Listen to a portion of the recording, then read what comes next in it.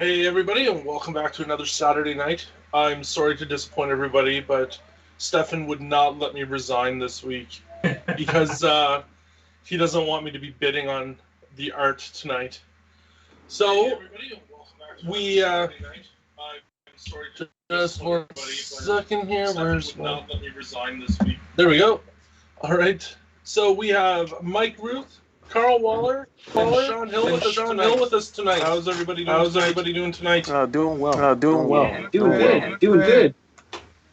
Right on. So Let's talk. Mike, I'm gonna start with you because you have a lot of different things going to the left of your paper there. So what do you got going on tonight? Well, I thought it would be fun to do some found object drawings, like I do sometimes during Inktober, where I basically just kind of forage some weird stuff and see what kind of drawings I can do with it. So this is some kind of a pod. I'm not sure. This is some kind of a random branch. Had a lot of wind, knocked down a lot of stuff in the wood. So I was just kind of picking up stuff that was snapped off on the ground. Got a pine cone here. That's some kind of like. It says we got a really bad echo. Oh, is that me? Everybody. It's everybody. We're good. Okay. So I just got some twigs and junk like that I'm going to draw with, and some funny looking, like, I thought this just looked like it was calling out to be used as a drawing tool. I'm not sure what it is exactly. Some kind of piece of wood and bark. It's all dried out, so I thought it would make for some pretty interesting lines, and I'm going to draw a huge ass swamp thing today. Right on. And Karl, what do you have going on up there? It's going to be poison ivy tonight. Oh yeah. Sweet. And I'm going to put a swamp thing in the background just because Mike's here. So are you going to draw poison ivy with poison ivy? Because that'd be kind of funny. Well, no. Poison ivy with swamp thing. All right. And let's welcome Sean to the show tonight.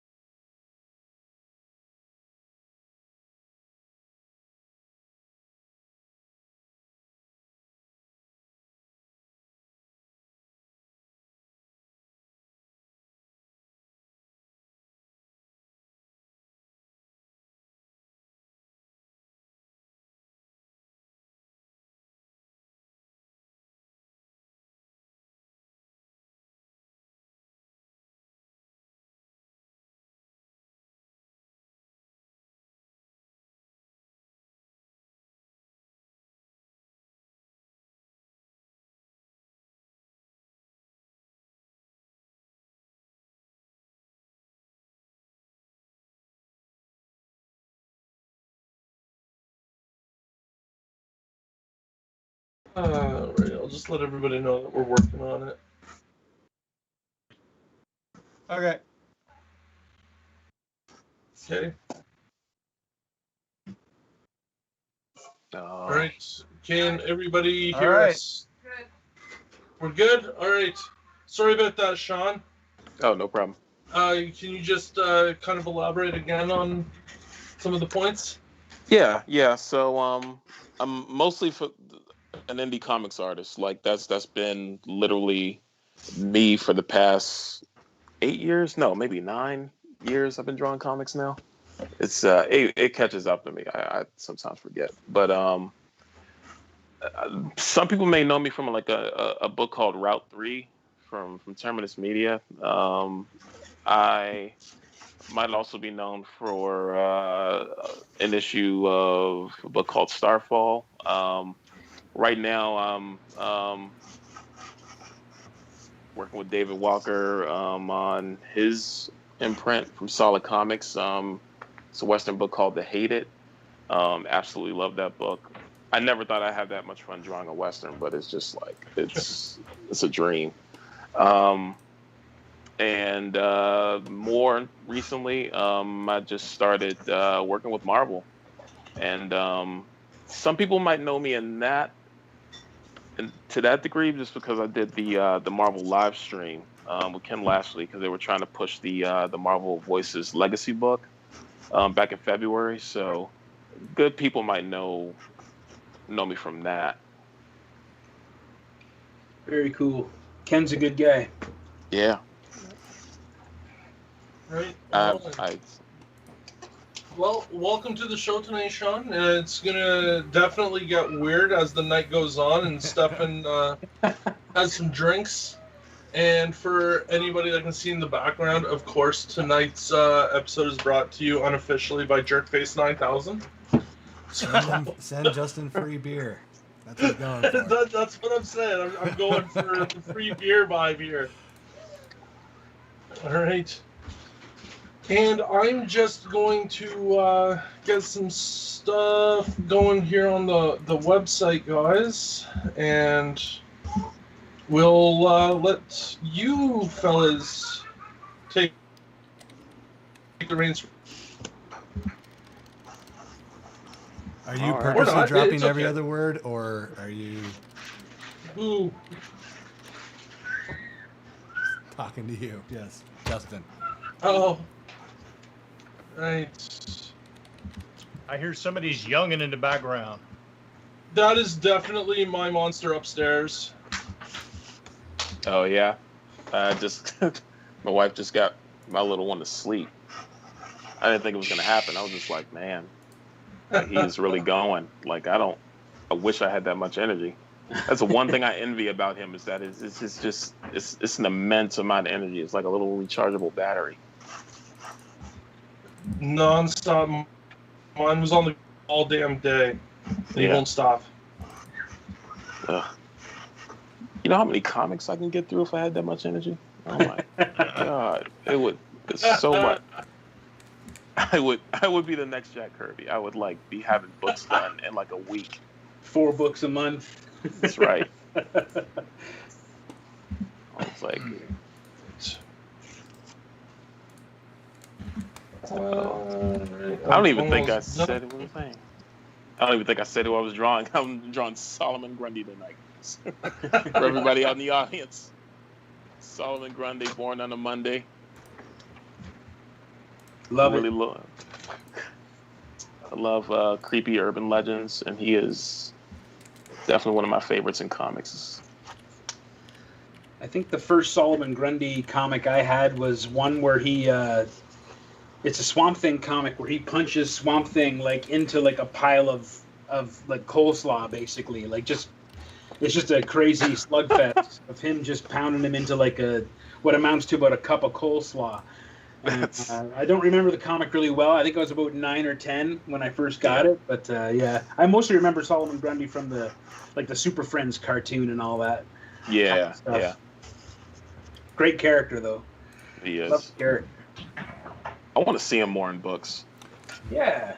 He was getting a resurgence after they did the Long Halloween. Yeah. I mean, that was a while ago. But I thought for sure he was going to hit a new height of popularity, but no one did any follow up with it. Yeah. I thought he would when I saw him in the Arkham City game. Oh yeah. Mm. I was like, what are they doing? Why are they sleeping on this guy? It's literally a giant monster that can't be killed. How many? All right, now you guys can revoke my nerd card. I was never much of a DC kid. Give me a short and sweet on Solomon Grundy. I know what he looks like, but I'm not that familiar with the character. No. All right. I feel like there was I don't know if it was that Action Comics 1000, but there was that one that had a bunch of beautiful Superman stories in it. And my favorite story in the whole thing was all about Solomon Grundy and how Superman delivers flowers to Solomon Grundy's wife. Yeah. Because it's one of those things that keeps keep Solomon Grundy in a place of peace, which I thought was kind of interesting. It's like how he deals with Grundy is he just kind of brings flowers to the tombstone kind of thing. It was just a sweet little story. I don't remember it really well enough to go much further, unfortunately. But yeah, it was pretty cool. But I haven't read Solomon Grundy like in a long time, like other than that little short story. Yeah. That actually really is an interesting idea. They kind of keep him asleep by, I guess, honoring his memory to his wife, appeasing him. Yeah. I guess it's like a ghost story. Yeah. Well, he's that plant zombie. I mean, he's always been one of my favorite bad guys because he's one of the bad guys you kind of sympathize with. Yeah. So I mean, it wasn't like kind of like the way they ended up doing Victor Freeze later on. Yeah. Yeah. Because it's definitely not Solomon's fault that he is an undead monster. Yeah. It's just. Right. So tonight we have a few different auctions going to be happening throughout the night. I know Sean has brought us a couple pieces tonight. Yeah. And I have 2 books and 1 page of original art that I'm going to put up tonight for people if they're interested. Well, you're going to put them up whether they're interested or not. Sorry? I said you're going to put them up whether they're interested or not. I'm going to put them up, so... So we'll just spread those out throughout the night, and then, of course, at the end of the night, we'll auction off the pieces that everybody's drawing. Just a quick note, Sean does have to leave a little early than normal, so we will do his a little earlier, around like 8:30ish, 8:45. We'll start his auction. Yep. Yeah, to accommodate for that. Yeah. Okay, well, do we want to start the night off with one of Sean's pieces first? Yeah, do one of the books first. I got to finish the graphics here. Okay, then. So the first thing that I'm going to put up is the original art piece, and we'll do this one for 10 minutes. And this is from paper, rocks, scissors, and stuff that Hugh drew on. So an original art piece, page 11, and we will open the bidding at $50 on this piece. Sweet. Yep. Whose feed did we just lose? Not sure. Karl. Oh, Karl's. We just lost Karl. Karl! Calling all Karls. Is it back yet? You are a black screen only there, buddy. Oh, thank God. Yeah, what might happen is whenever you switch your camera back and forth, it actually switches the camera off temporarily. I know it does on mine. There we go. Karl's back. Well, I've got him. I spent way too many hours working with him today. We did 3 hours of digital wrangling earlier today. Oh wow! We got the timer going there, Stefan. Oh, what are we doing? It's 10 minutes? Yeah, just 10 minutes is fine. Perfect. And Murray opens it up at $50. Murray. It's a really cool page. Everything Hugh draws is cool, man. Guy's a monster. I do have to agree with that. Yep. Crazy good. And so we just got, for those people that did purchase or are looking for, yesterday afternoon we got the Vampirella one-shots and the Sonyaversal #1s back from CBCS. Oh, so nice. Those people that ordered them, those will be going out Monday. And there's a few up on the website tonight if people missed out and are interested in getting one. Oh. What is the bill for that tech support with Karl going to cost? Ugh. Say what? Linda's asking what the bill for the tech support with Karl is going to cost them. Oh, she doesn't want to know. There's going to be at least another cover coming from him. It's going to be in rupees. Right.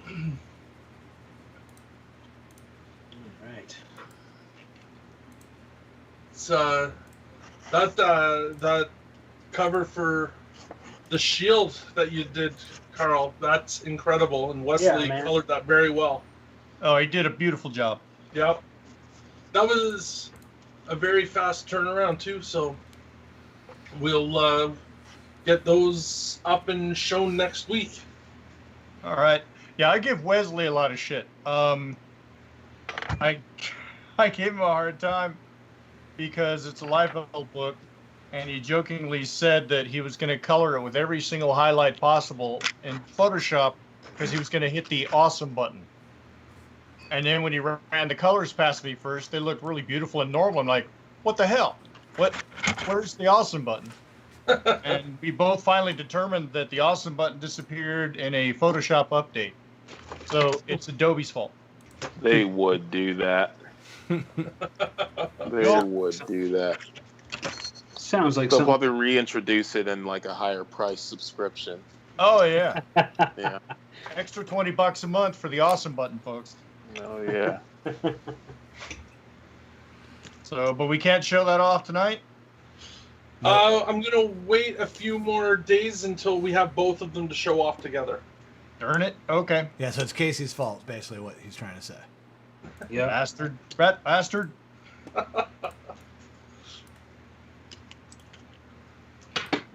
Yeah, Linda called me out on it and said that there were too many feet and they were properly drawn. And what else? You know, you could see them. I didn't hide them behind grass or anything. The best thing I saw all week is someone manipulated the Mackie image of Falcon Captain America to look like the Rob Liefeld Captain America cover. Yeah. Yeah. Oh, I could not stop laughing at that. I was like, that so. I mean. Now he's Captain America. Yeah. What's everybody drinking tonight? John Croto's asking, what are we drinking tonight? I'm starting with my working beer, in the bottle, but I'm going to be switching to whiskey as soon as this is done. Okay. Karl? Apple teenies? Apple teenies for Karl? Straight sober tonight, man. Okay. Yeah. Mike, you got anything happening? I need to drink very, very badly, but I don't think I'm going to. Okay. I might just stick to coffee tonight because, it's been a week, man. And Sean? I'm boring. I got water. Got to fight the hypertension. Like, that's all right. For those of you that missed it, I will be drinking Jerkface 9000 all evening tonight. So, if Parallel 49 is watching, send him free beer. Justin's become a liquid cannibal. All right, and Paul's jumping it up to 90. So again, for anybody that's just stepping in, page 11 from Paper Rock Scissors and Stuff is up for auction. Okay, put it in the screen. I got you full screen. Put it back up. You have me full screen, and you want it back up. So there we go. There you go. From Lou Noami and Hugh Rookwood. It's awesome. Jerkface again. That's right. I don't do tea, but the pink lemonade and vodka. Interesting. Wait, who's drinking what? I don't know. Alicia says she don't do tea, but the pink lemonade and vodka. Ooh. Huh. That's Linda's like an thing. Arnold Pink Palmer lemonade, that'll punch you in the face. pink lemonade and iced tea vodka. That's her latest fave. My old college roommate contacted me about the sacred recipe of moose juice that we used to make when we lived together in college. And man, I forgot. It was a pretty lethal thing. You just take a laundry bucket and you put 40 ounces of gin into it, and then you put 48 beer into it, and then you put 6 cans of frozen pink lemonade from concentrate, and then you throw maybe a handful of ice cubes in there. You mix it up real good. It comes out a horrible shade of pinkish brown, And I remember just leaving. There were just bodies. There were just bodies on the floor within an hour of people drinking this stuff. And moose juice. Some people, their first time they ever got drunk was on moose juice, and they never drank again. So I feel like I did a great service to some people back in those days. I was already full-blown drunk by then, so it didn't matter. That was a long time ago in my old life. But yeah. That's every Christmas for work. That's what we do. Is each one of the leadership comes in and we have a big thing and we all just mix everything up and away we go.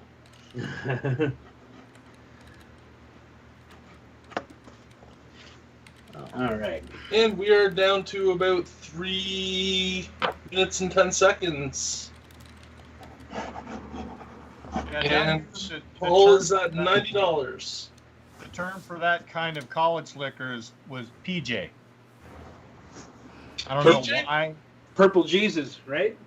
I'm not sure, but I think that's what the PJ stood for, was Purple Jesus. You'd have people show up and pouring whatever they wanted into it. Eventually, things would begin to metamorphosize, and someone would come in and throw a bottle of tequila into the gin mix, and all of a sudden, you're just going to another planet. Like, it's not even Earth anymore after that. Yeah. Robin is drinking a Pan-Galactic Gargle Blaster on the rocks. What the hell is that? What? That. What? Like what? That sounds painful. I don't even want to say. That sounds like a bad morning. Oh, Jesus. That sounds like a very rough week. It's too damn big. Oh, Robin's making us do the legwork. Just Bing it. Or Google, what do the kids use? Yeah, you know a drink's going to be top notch when the recipe is you start with a laundry basket. Yeah. or garbage pail. Preferably an unwashed one. You got to get that extra funk in the flavor. Yeah. Like a dirty martini. Yeah, with just a hint of freshly squeezing sock.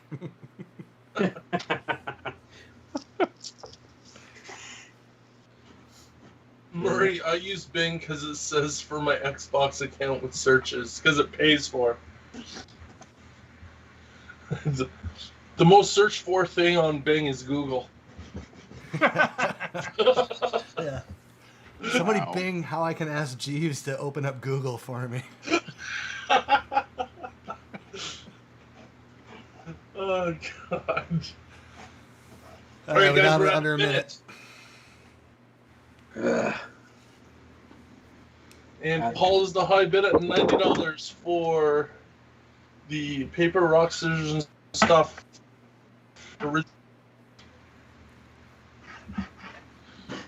I'm so far behind on Invincible, I can't comment anymore. You can't comment anymore? I'm so far behind on it, so. Oh. Yeah, I don't know.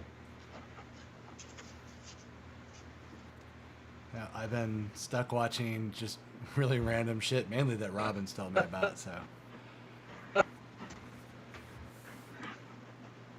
right, down last 10 seconds.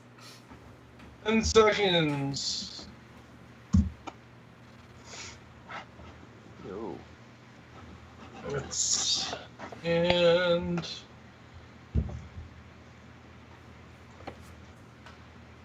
we are sold to Paul, I believe. We'll wait for it to catch up.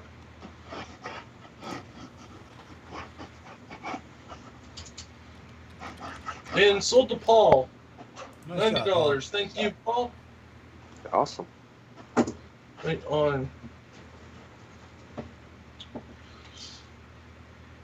Oh, you got mystery boxes up on the site. Yeah. Nice. Yeah, I got some mystery boxes left and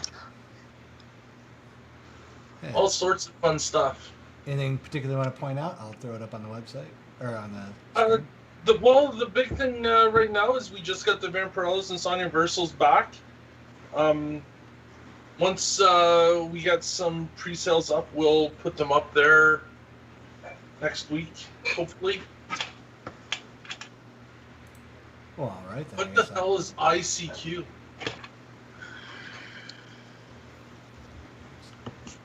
So yeah, so the Sonya Versals are up there right now. Some mystery boxes. Awesome. ICQ. Yeah, what is that? I think someone just gave up his identity online. Not probably a smooth move with this group. Yeah, we're a smooth group anyway. Oh, okay, yeah. We're talking old school. Yeah, because Rob was like, let my Netscape navigator onto AOL so I can down ICQ while listening to Winamp songs I torrented from LiveWire. Jesus. Someone aged themselves so much right in that sentence alone.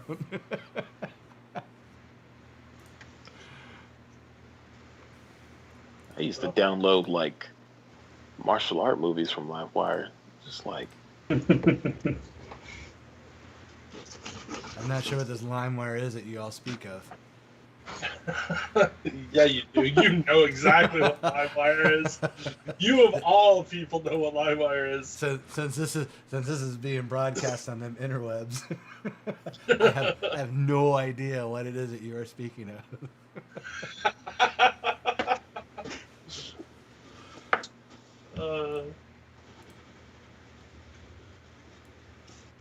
So Yeah, I thought I'd put the pressure on and actually draw a swamp thing in front of Ruth. So. Oh yeah, you're not going to pressure. Why are you putting pressure on yourself like that, Karl? Oh, he's going under no pressure today. I'm kind of not on my game. I've been fighting with my taxes all day and fighting, keeping my nerves together because I've just been coming apart all week. It's been no good. Started on taxes. Ugh. Oh man, I'm so sick.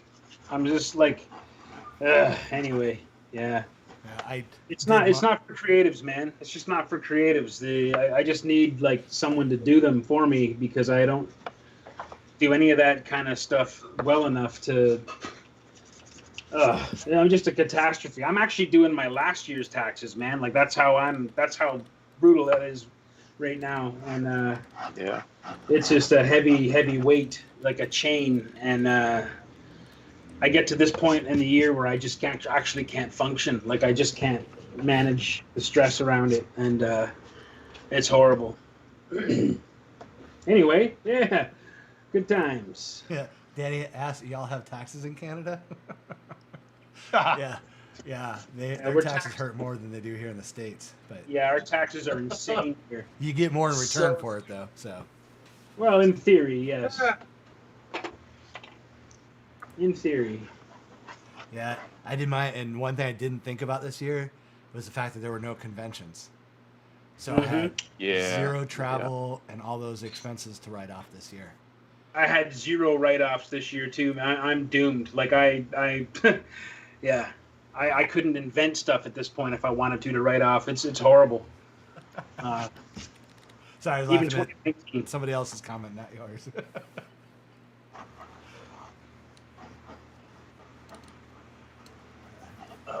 I was encouraging Danny to buy the Sonyaverse thing after he was upset that it just dropped after the Ronin 3s dropped, but he went ahead and bought it anyway. So good on you, Danny. All right. Do we want to? Yeah, let's do Sean's first auction. All right. What are we putting up first for Sean? So let me see. Do I have it? Yeah, I do.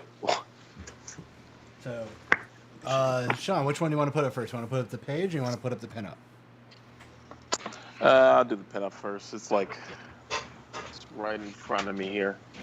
Oh no, I've got an on-screen graphic too. So you got it? All right, cool. Yeah, I was like, but we can show the original after too on screen. All right. Yeah.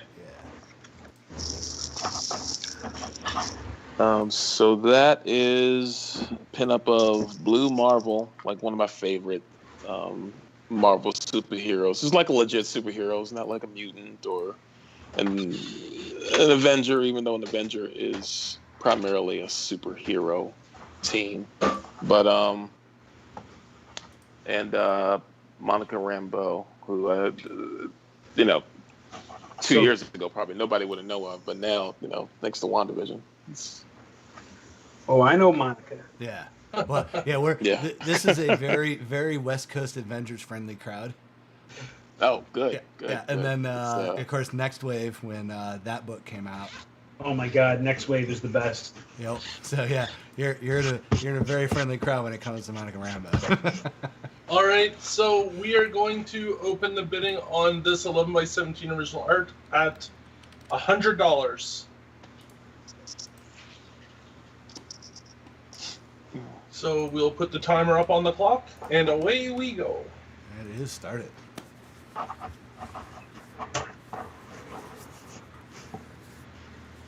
Yeah, and this video can actually still be seen. I believe that's the link was still hot earlier when I checked it. So, oh, John's on it with 100. Oh. All right. Thank you, John. Murray was another Next Wave fan too. Warren Ellis. Yeah.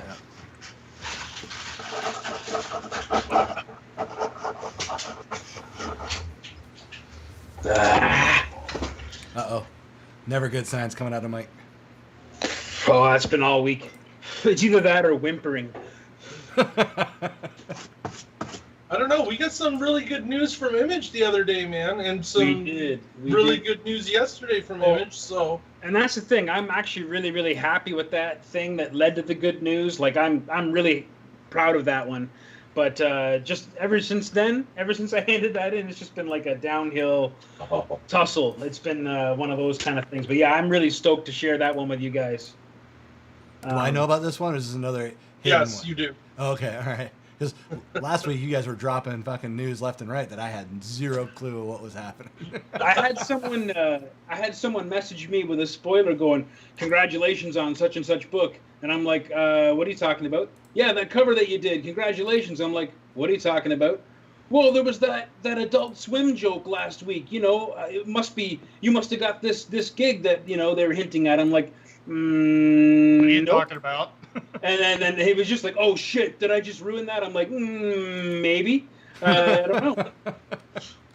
I had no idea what he was talking about. Well, I did, but I didn't want to let on that I did. Yeah. So. All right, let's see what kind of line I can make with this. I think this is like a knot from a dead tree. Now let's see what kind of a line we can make. Fun times. And John Croto brings it up to 140. Eric Curry brings it up to 150. Wow. Thank you, guys. Oh, yeah, Eric's here. All right, Eric. I think it's so cool you were drawing with found objects. I could not. I'd be... No, you can, man. You can. You know what it was? This probably make me sound a bit like a dick, but a couple of years ago, everyone started posting photos of like their cool new drawing rigs, like their Cintiqs and their Surface Pros and all this stuff. And yeah, I was feeling kind of left out of the party, and I thought, you know what I'm gonna do? I'm gonna go find a twig, and I'm gonna come outside, and I'm gonna draw some crazy shit with a twig, and then it got really popular, and then I ended up doing like a book of just drawings. Done with different twigs or found objects or just junk, and it's amazing the kind of lines you can get with stuff. I especially love using stuff like this. This is old, but like a fresh piece of like dogwood willow or something like that. You can get an unbelievable amount of flex, with the line, and lots of variety with the line. So it's fun. It's a good way to kind of reset your brain too, because you spend about a week or so or a couple days drawing with found objects, and then you go and pick up your usual tools, and you feel like a Jedi master. You just like you just pick it up, and it's just like magic because you've been working with a gnarled stump or something all week. Right. It's a good reset for your brain, I think. So I highly recommend everyone go out for a walk and you find some interesting looking twig. Honestly, I wish I had one here, but my favorite thing to draw with is a black-eyed Susan flower. A dead flower. It's got an amazing stem. I also draw with this thing sometimes. This is actually a big vertebrae from a fish. I saw about that one? Yeah, okay. Yeah, I don't know how well you can see it, but... I can see it, yeah. Yeah, you drew the creature from Black Lagoon with that one that I got. Oh, yeah, that's right. Yeah.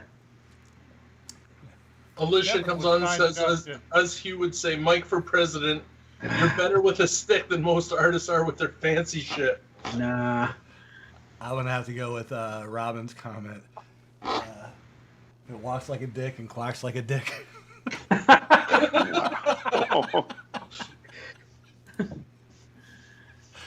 Evan was kind enough to get me one of those books from you.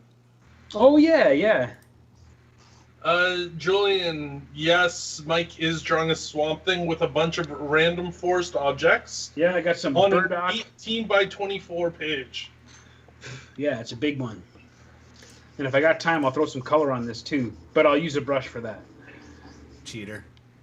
Show off.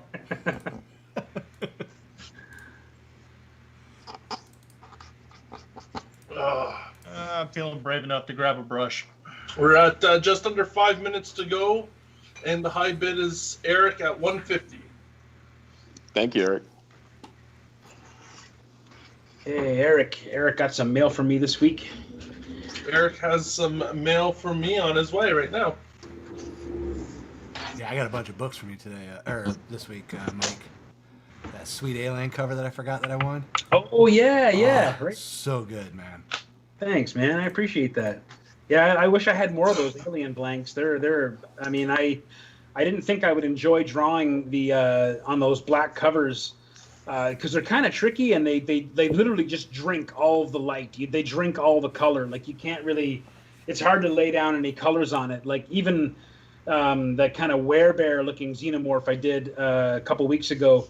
That one I used a bright yellow pencil crayon and it still came out kind of like a muddy green, which ended up kind of being nice. But yeah, it's something about drawing the xenomorphs is a bit like Swamp Thing for me. It's kind of relaxing, and being able to draw them on a cool cover like that. I wish I had some more. I had 4 of them, and they're all gone now. But yeah, I'd love to get some more. They're kind of hard to find now, but they're really fun to draw. And if anyone out there has one and wants a commission on one of those blank ones, I'm not really taking on commissions, but I might make room in my schedule for one of those because they're just lots of fun to draw.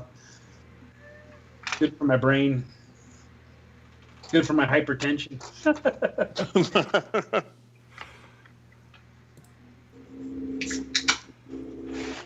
Long that out. All right.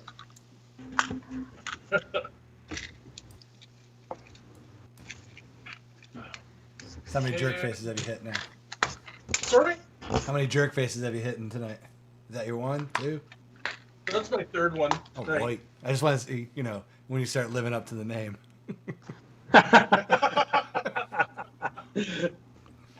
Still got about 7 or 8 more upstairs in the fridge, so. So you found a new favorite is what you're getting at. I definitely found a new favorite. There is no turning back now. Karl, did you freeze up or? No, he's there. Oh, okay, he's there. Okay, no. I'm wrestling with the ink. I just poured some in, and it's a little thick, and it's not coming off the brush, so I was having to water it down. It was just a very still moment on your screen. It's like, uh-oh, do we lose him? Nope. It's going to remind you this is video. We're hovering right around the 2-minute mark now. Neil, he's talking about the alien blanks. Was it just alien, or did they do aliens? I think it's just alien. Yeah, it's alien number blank. 1. Yep. Yeah.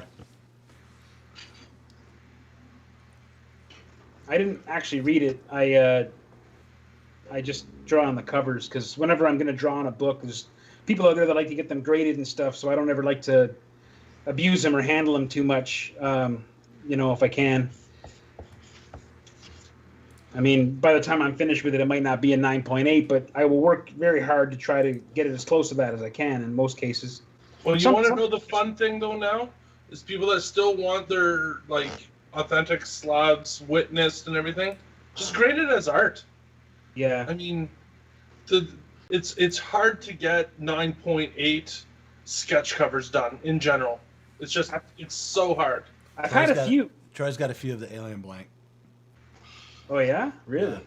Yeah. Well. All right, we're down to a minute. Yeah, well, I mean, I've done quite a few myself, sketch covers and 9.8s from you, Mike. So yeah, no, I've had it is possible, but it's hard. Yeah, I've been lucky. I've had a few that came back as 9.8s that actually kind of shocked me. Like I mean, I always tell this story, but I remember once I did 2 sketch covers for a guy that he was sending off to be graded. One was a Colossus, and one was a Sunfire, like a Age of Apocalypse Sunfire. And I didn't know if he was going to get them graded, but I still kept the books in pretty good shape until I got to the Sunfire, which I wanted to do something kind of interesting with. So I actually did like a wet burn on it. Like I basically masked the comic book. I slid a board between the cover and the comic itself. And then I used some water and I wet the edges. And then I set the comic book on fire so that it would actually burn to the point where it would stop when it hit the water and leave you these cool black marks, these cool burns. And that thing came back as a 9.4. Don't ask me why, because it had been set on fire. But the Colossus was perfect. It was perfect in every way, except I got 1 dot of ink on page 1 from the book, and it came back as a 9.2. And I thought, well, the other one was set on fire, man, and it came back with a higher grade. So I don't know. I don't know how that works.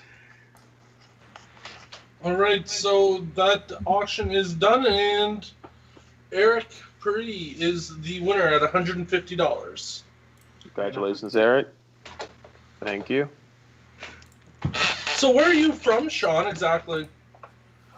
So I spent most of my life growing up in Washington, D.C. Yeah.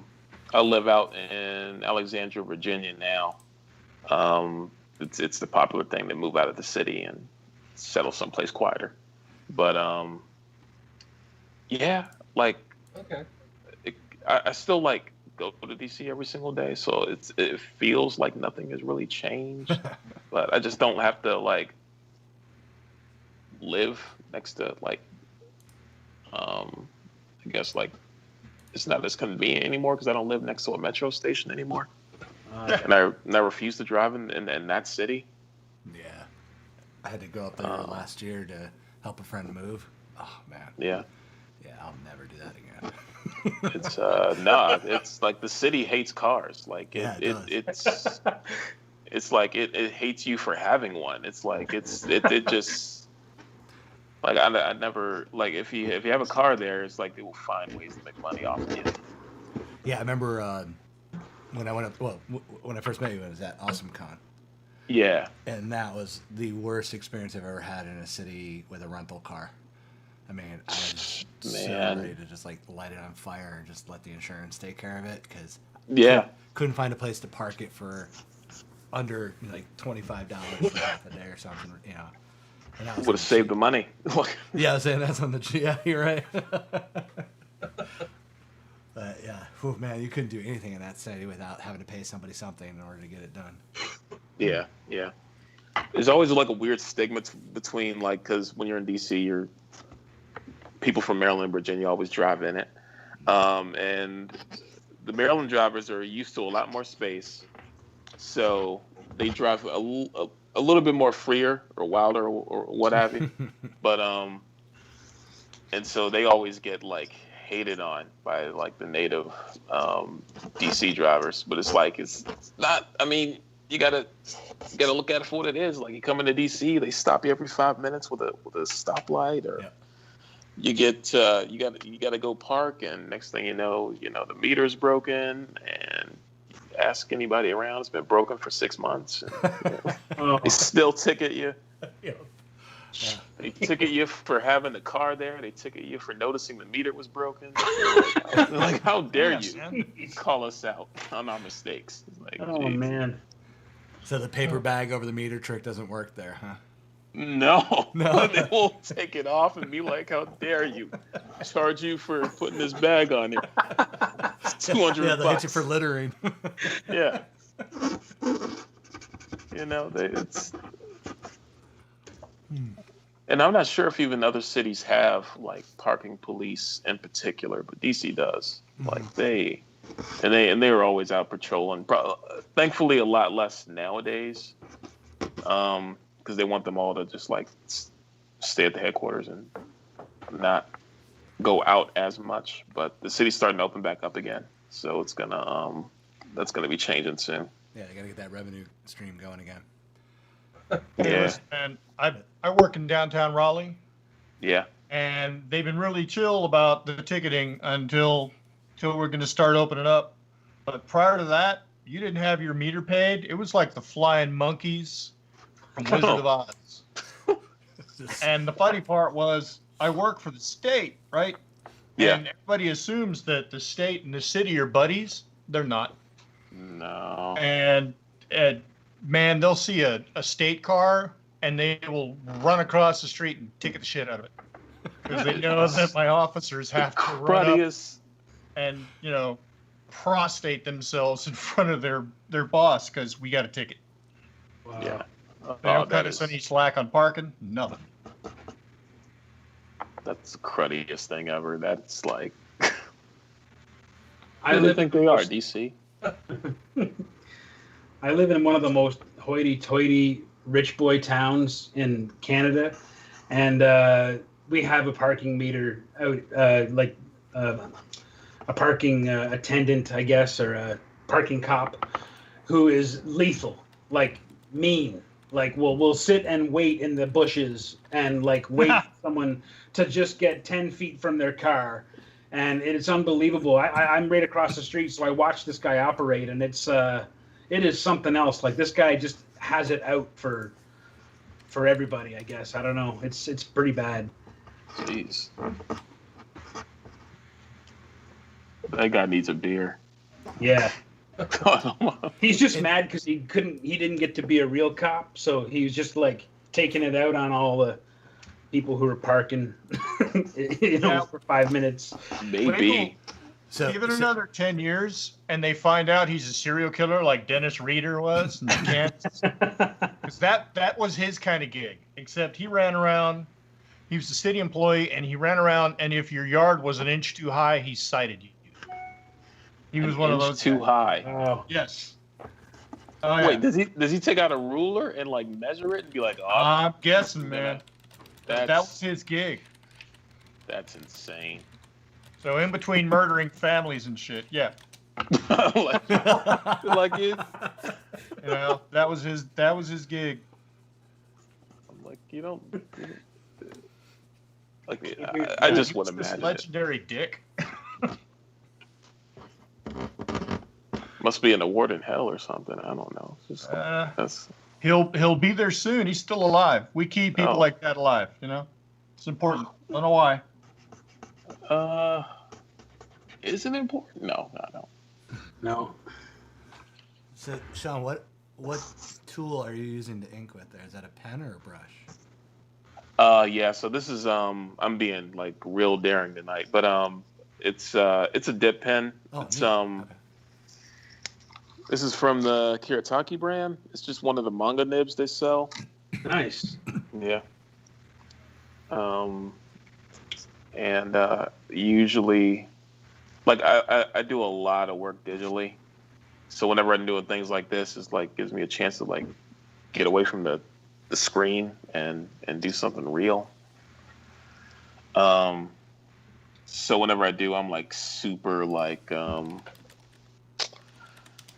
I want like the best paper I can draw on, and I want to like.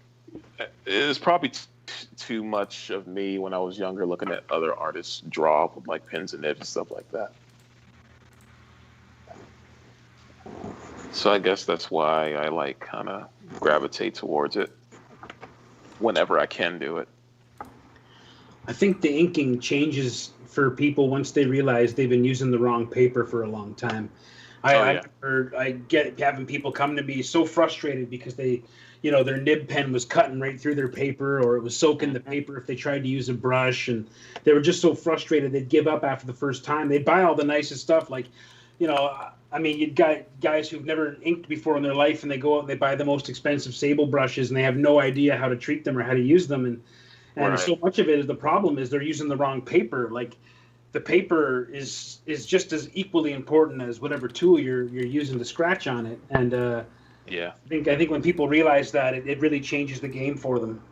Yeah, it's I hear a lot. Like I get asked a lot about like what tools I use, and then I feel bad because I'm like, well, I draw digitally, bro. So I don't. But like I try to like when I did draw traditionally all the time. Like I was really just more concerned about what felt comfortable. I wasn't like it's like kids on a playground. You're just trying to make sure everybody gets along. Like I don't want to fight with any of my materials when I'm putting anything down. Do you do a lot of your finished work like digitally now? I do a lot of penciling with my like on Procreate and stuff like that, but I always have to ink it by hand. I haven't been able to get comfortable with the digital finishing on stuff. Right. No, I do it like beginning to end digitally. Yeah. Yeah. It's not because I preferred digital completely. It was mostly just out of my like just pure hatred for scanning. Like I just could not. And I would always lose the quality of the drawing too, and I'd be like, well, I spent all this time trying to ink it all nice, and now it's still gonna look like this. Yeah, I don't want to. I honestly think, Mike, that's the number one complaint about everything. You never complain about how hard it is that you're drawing or anything like that. It's the second you have to scan it. Oh, scanning is the worst, man. And you know the problem is I like because I've been drawing digitally my pencils and I kind of print them out on blue line to ink them. I have I have a large format printer, but it's not really ballsy enough to do anything with some real weight to the paper. So I've been using this stuff to ink my finished pages on because it's this Canson Mixed Media XL. It's 98 pounds, so it's actually a pretty decent weight. But it's got a real soft texture to it, so it takes washes well if I tape it down. But the problem is there's a very, very slight tooth to the paper, and my scan picks that up. It picks up the actual tooth of the paper. So then I have to fight trying to get back to like I'm constantly having to adjust the levels and try to blast make it a little more clean looking and blast that kind of gray blue fuzz that comes as a result of the paper texture scanning through. And my God, it's like just a dogfight sometimes. Like I just hate it. I miss just being able to work on Bristol, but I can't run Bristol through my printer. So I really want to get like a nice Epson. I remember I had an old Epson printer years ago. I could have run a sheet of Masonite through that thing, and it would have printed on anything. But it's pretty limiting to be able to want to work digitally at the pencil level and then print it out. It's really frustrating. So still searching for the right paper for that. But I think I might just have to get a printer so I can work on some real paper, like a nice smooth hot press paper or something like that. Yeah. My go-to papers typically. Excuse me just for a minute. I got to step out to get my son down really quick, and I will be right back. Yeah. My go-to paper is typically Strathmore plate finish. Oh yeah, Bristol. I gotta give that a try. See if I can run it through. I don't even know why I still buy it. Like I do so much digital work, I just look at it. Look at it in the art store. I'm just like, I'm just gonna buy it. It's just like I'm not gonna use it. It just keeps coming for you. I can't do plate, man. There's not enough tooth to give me any interesting stuff happening to the line. Oh but yeah. A couple of years back, Canon was running a deal where you got a rebate on their Pixma 100 printer. It was like the real big fancy printer for like if you're a photographer or whatever. It was a $500 printer, and between that and a sale, that rebate, I got the printer for $150. Nice. And I can run some pretty heavy stuff through it. It has no problem with it whatsoever. I'd love to be able to run this stuff through that I'm working on right now. It's the Strathmore 400 series tan mixed media paper. It's so smooth and it's real heavy. Like it's about 160 pounds, so it's a little heavier than the paper that I would normally use, like hot press watercolor. And I just wish I could get it to run through my printer because all my problems would be solved. I love working on toned paper, and I just can't seem to seem to get it. I guess it's about the same thickness as that Strathmore 500 series stuff. I'm not sure, but I heard that stuff doesn't hold up to washes really well, and I use a lot of washes in my work, so I don't know. It's like I'm constantly searching for the thing that I want. I'll get there eventually, I guess. But I think a new printer is going to be in my future pretty soon. It's a shame because the one I have is only a couple years old, and it does everything it needs to do. It just doesn't give me the paper that I want. You should try the. I know it's weird, but Strathmore 400 series printmaking paper. Oh yeah, interesting. It's got some amount of tooth to it, not much. It feels more like hot press watercolor paper, like high-end hot press watercolor paper. I got to give that a try then. Oh. Yeah. Because I hate fighting with the scan. I hate fighting with all that and trying to get all the dirty, grimy stuff off, and yeah. So frustrating. It just adds scanning takes me all day. Just to get ready so I can color, because I do all my own coloring too. So it's so many steps.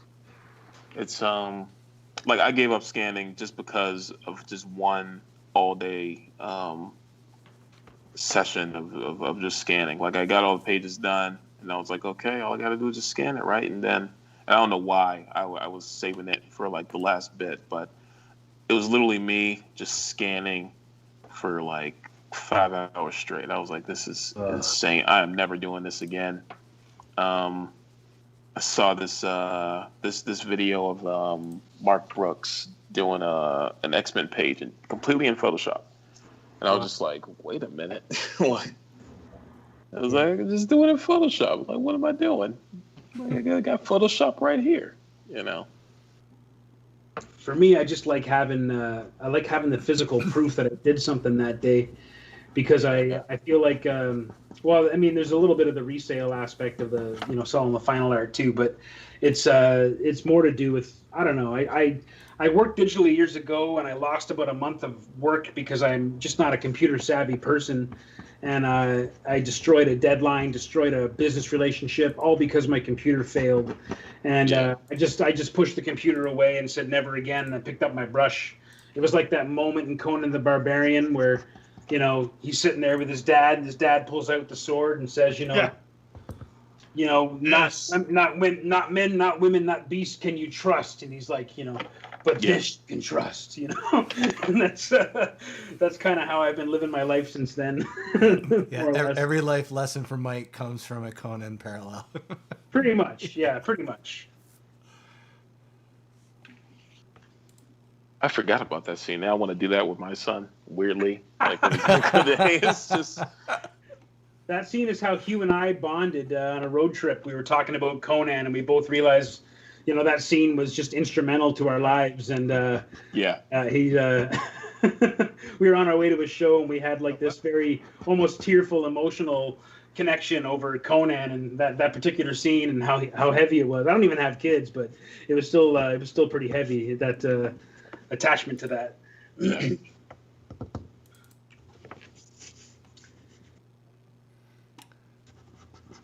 And I am back.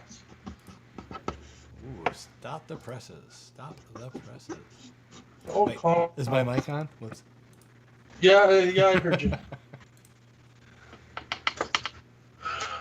All right.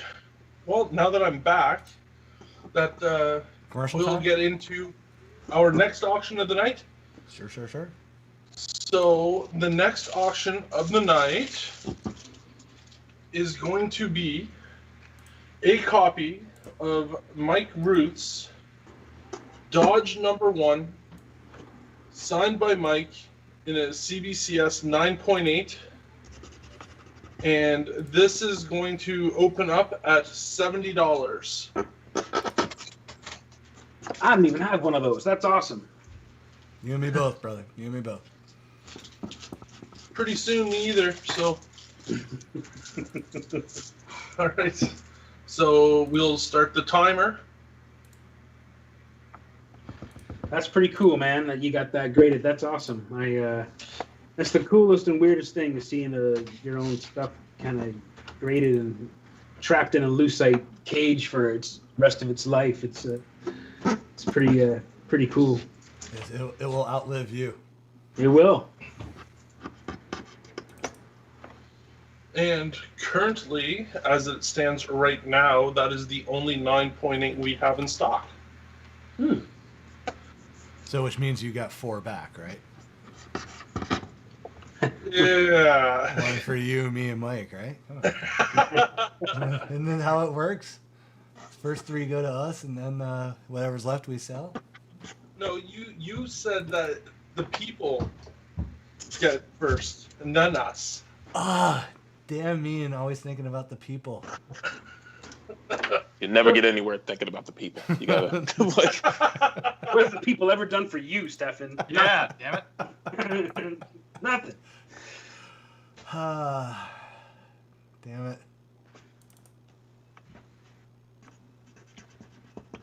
It's really nice. And then it says here on the back that the back pinup there too on the back cover.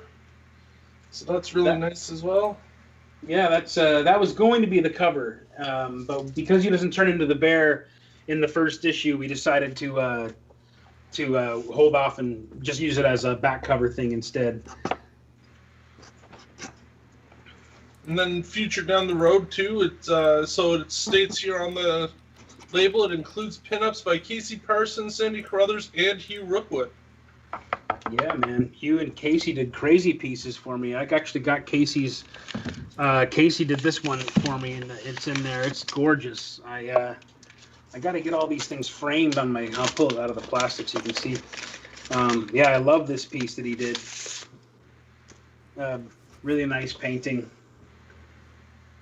Oh, it is nice. Yeah, it's gorgeous. Yeah, I don't know. There's probably all kinds of corrections on that, but. Yeah, Casey's a beast, man, with the paint. He's a monster. Yeah, that could have been the cover too. And Norm is currently the high bidder at 75. Right on. Is that Norm Hearn? Yes, it is. Right on, man.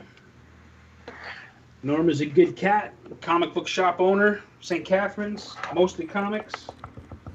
That's the comic shop. It was called Lens Odds and Ends when I was a kid, but that's the shop that I grew up with in my neighborhood in St. Catherine's. So it's still there. It's pretty awesome.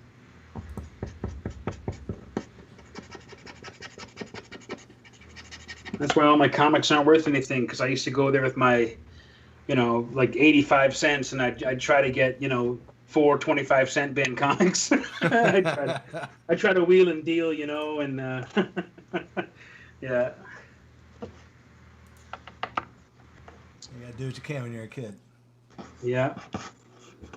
Oh, I lived everything I did. Every penny I made went to comics in those days, and I just 25-cent bin. I just grab all the FFs I could find, all the Marvel 2-in-1 ROM comics, Power Man and Iron Fist, all that stuff. I just loved it. You're speaking my language now. Yeah, man. I love Power Man and Iron Fist. All my buddies were X-Men guys, but I was reading Power Man and Iron Fist, and they're like, "What are you reading that?" I'm like, "It's so good." Sabretooth and Constrictor and guys like that show up in that book, and just Luke Cage is just one of the greatest characters ever, and oh man, just good memories. You're talking about the stuff that's drawn by Kerry Gamble, right? Yeah, I probably wasn't aware of it at the time, but yeah, I always thought the art was so solid in those books. Yeah, for me, it was always about I always liked the characters, relatable characters, like Robin, Spider-Man at the time, growing up, Luke Cage, Iron Fist. I never got into the big, superpowers. Yeah.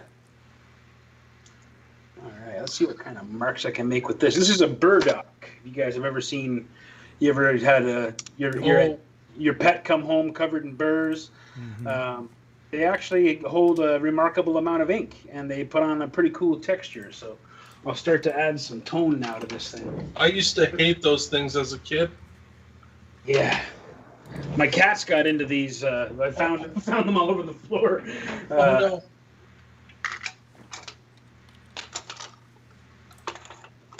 All right. Let's see what kind of marks I can make with this burdock here. Hey, Karl, you're kind of slipping out of frame. There you go. It's crazy what you can do with just a bunch of random things.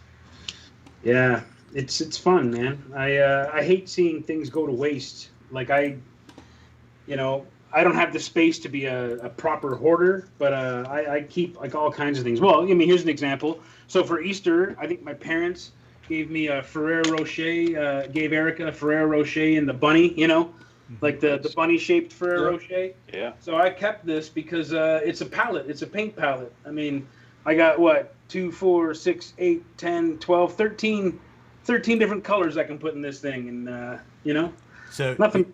You don't want to be a hoarder, but you... Yeah. I head down that road sometimes, yeah.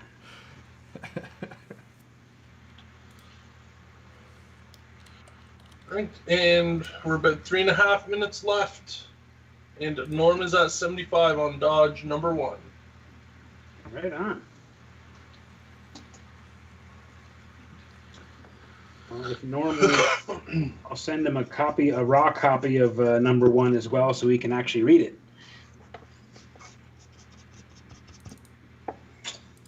Norm picks up covers from me now and then, so I'll put it in his next order if he wins.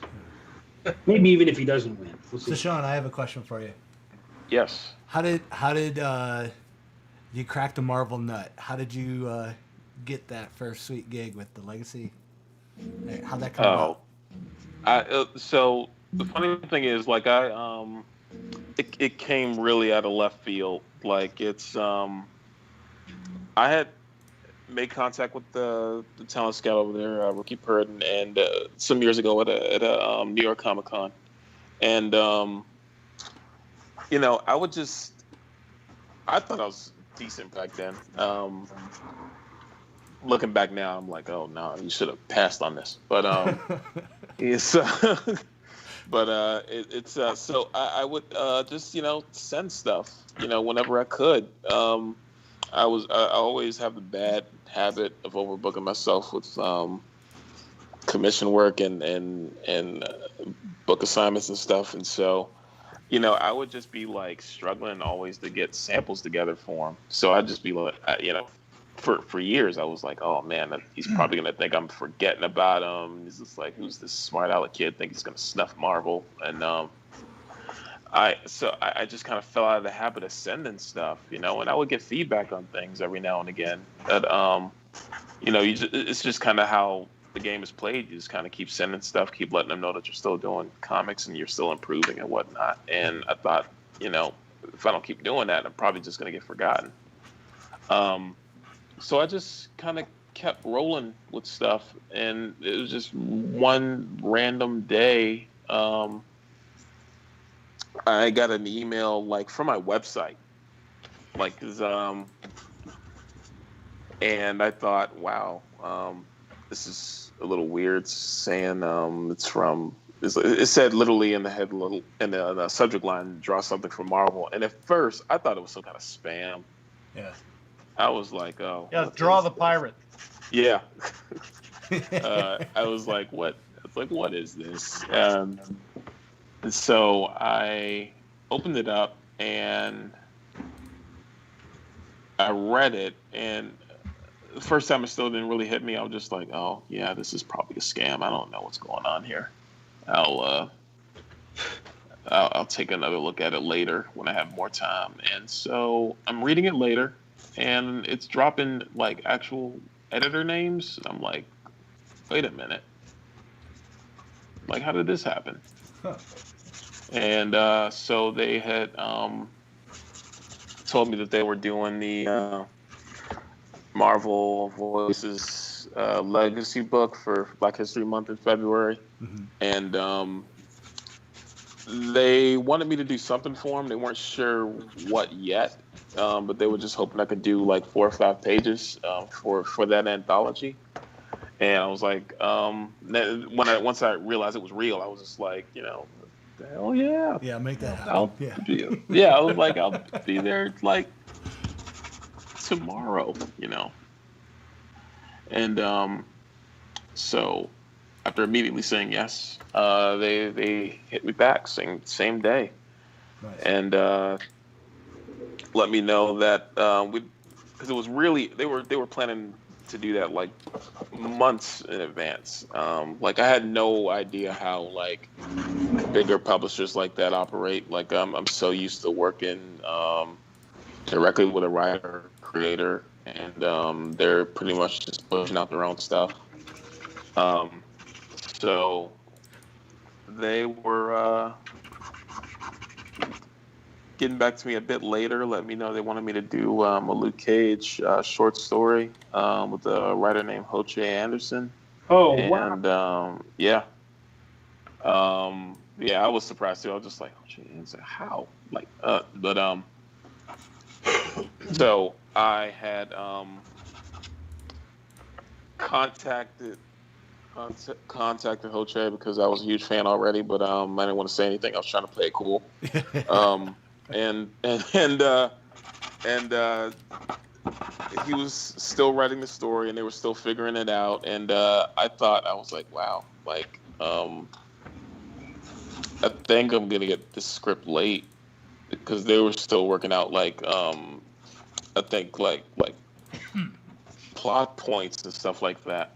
And so I was like, man, I don't know, like the deadline they gave me, that was even like a little bit more like lenient than what I was expecting. I was literally expecting to do like 4 or 5 pages in like 3 days or something like that, some kind of madness. Because I knew guys who worked at Marvel, and they're always telling me about like a wild deadline crunch that they had to do. And but no, it was pretty lenient, and I was just like, oh, well, yeah, I can do that many pages in that amount of time. That's fine. Then they were gonna hook me up with an inker, and I was just like, oh, that's even easier. All I gotta worry about the pencils. Okay. And there was this inker, LeBeau Underwood, that I've been a fan of for years, and I really wanted to work with him. And I felt like I was stretching, but I asked if LeBeau was available, and because they already had somebody in mind, and they were like, "Oh, yeah, sure, we'll ask him if he's okay with it." And turns out he was, thank God. And we knocked out the 4 pages of the Luke Cage script, and it was kind of a funny thing. They had contacted me to do the live stream a little bit afterwards, and they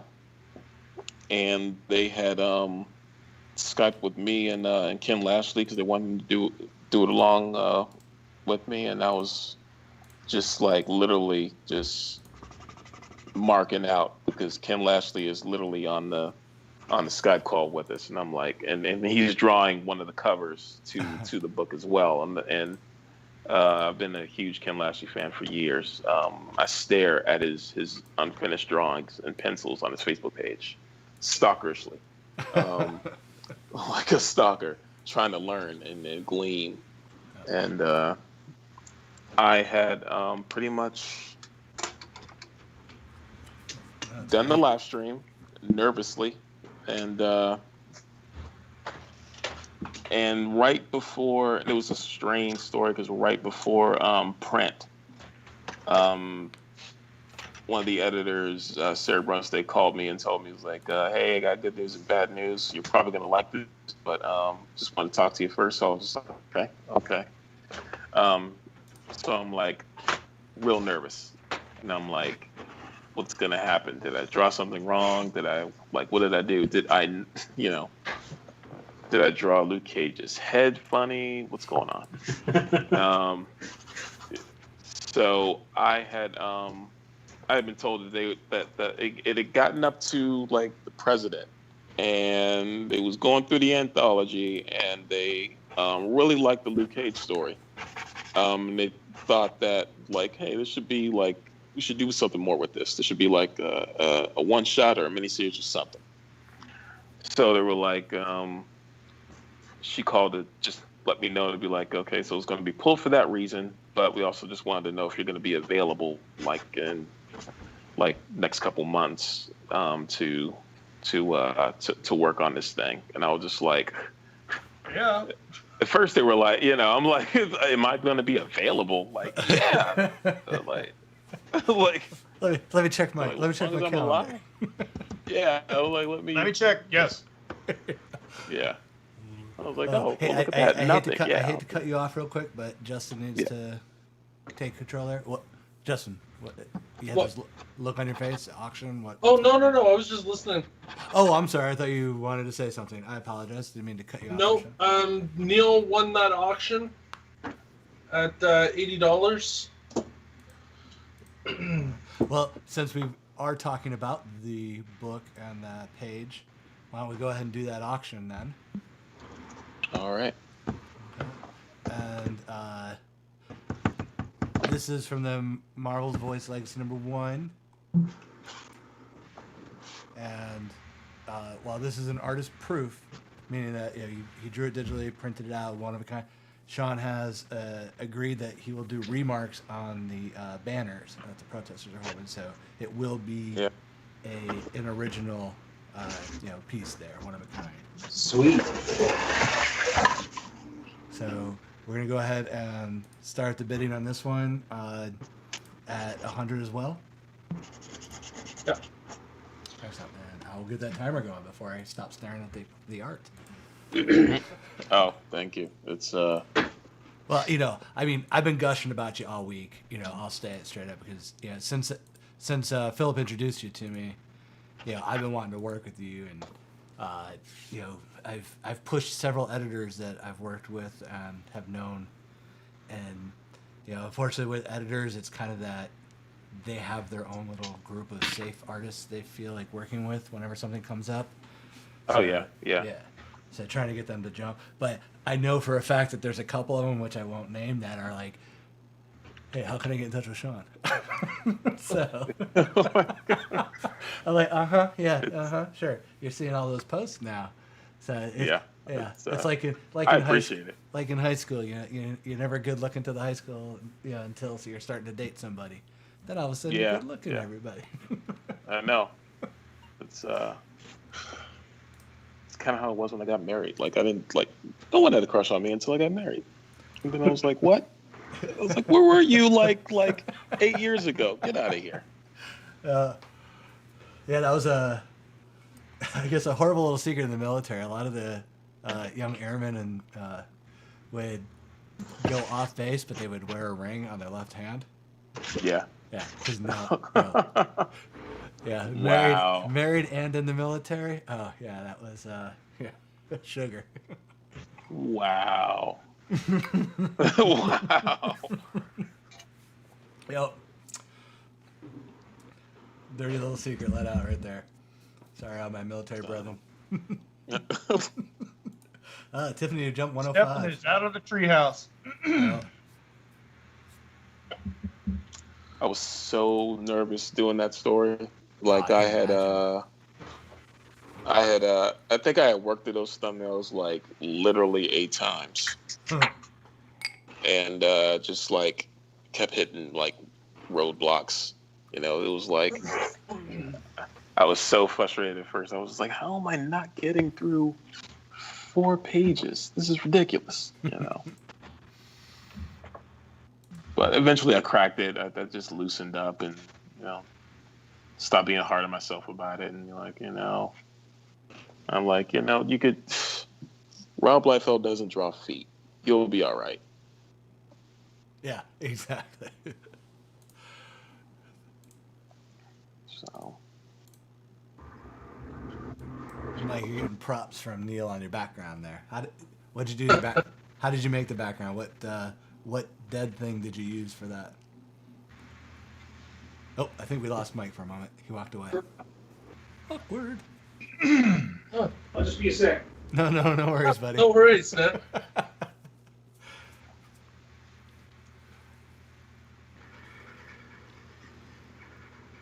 Yeah, Liefeld can't draw a lot of things. Yeah, So, yeah. Can't draw chess either, but yeah, there's a lot. Yeah. You know, it's I do like. I gotta give him credit though, because if not for him, I probably wouldn't have been like if I didn't see that old Spike Levi's commercial, I probably would have been like, I don't think I probably would have been wanting to do comics. Well, I will. One thing I'll say about Rob Liefeld, I tabled next to him in Toronto, and he was a really, really nice person.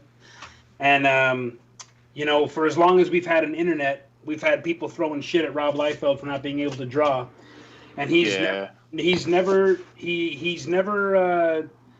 you know, moved to better himself based on that criticism. He just keeps on doing his thing, and he doesn't care. And the haters can keep on hating because he's just going to keep on sipping fancy drinks by the Olympic swimming pool, Olympic-sized swimming pool that comics bought for him that he's had. The guy's got the thickest skin I've ever seen, and I've been to the zoo and seen rhinos.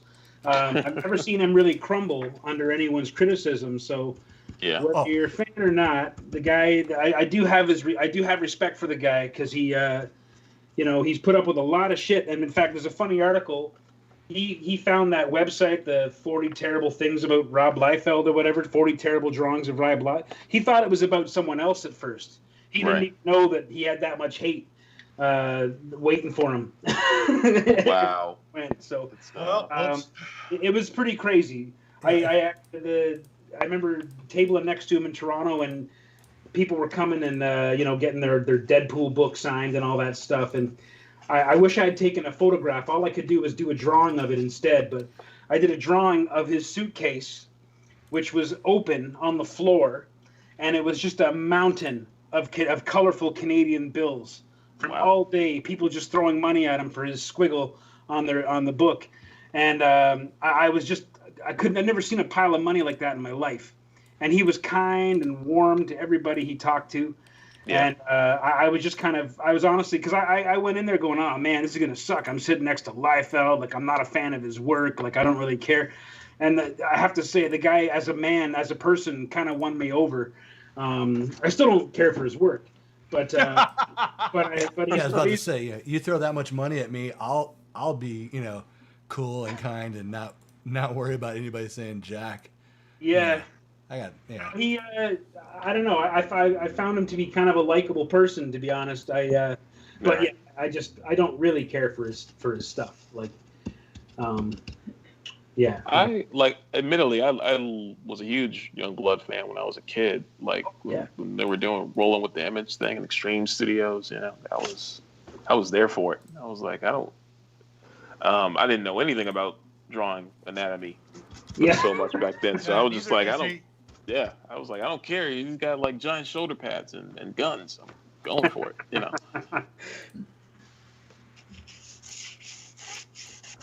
Right, and we are at 3.5 minutes left.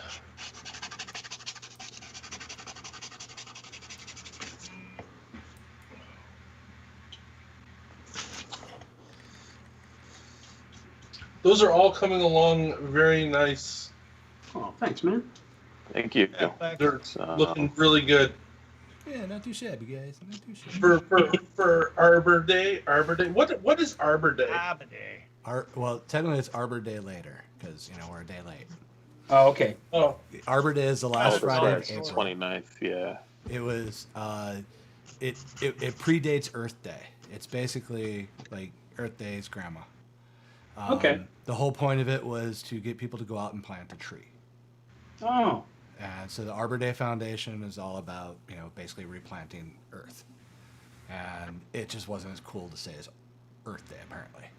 So that's why Arbor Day gets my love. Oh, marketing. Yeah, exactly. And if you're a fan of the show Raising Hope, they had an awesome episode about it because, you know, they were poor and couldn't do Christmas, so they made Arbor Day their day, and so they had and of course, being the blue collar folk that they were, they came up with the mascot of Arbor Day as Papa Woody.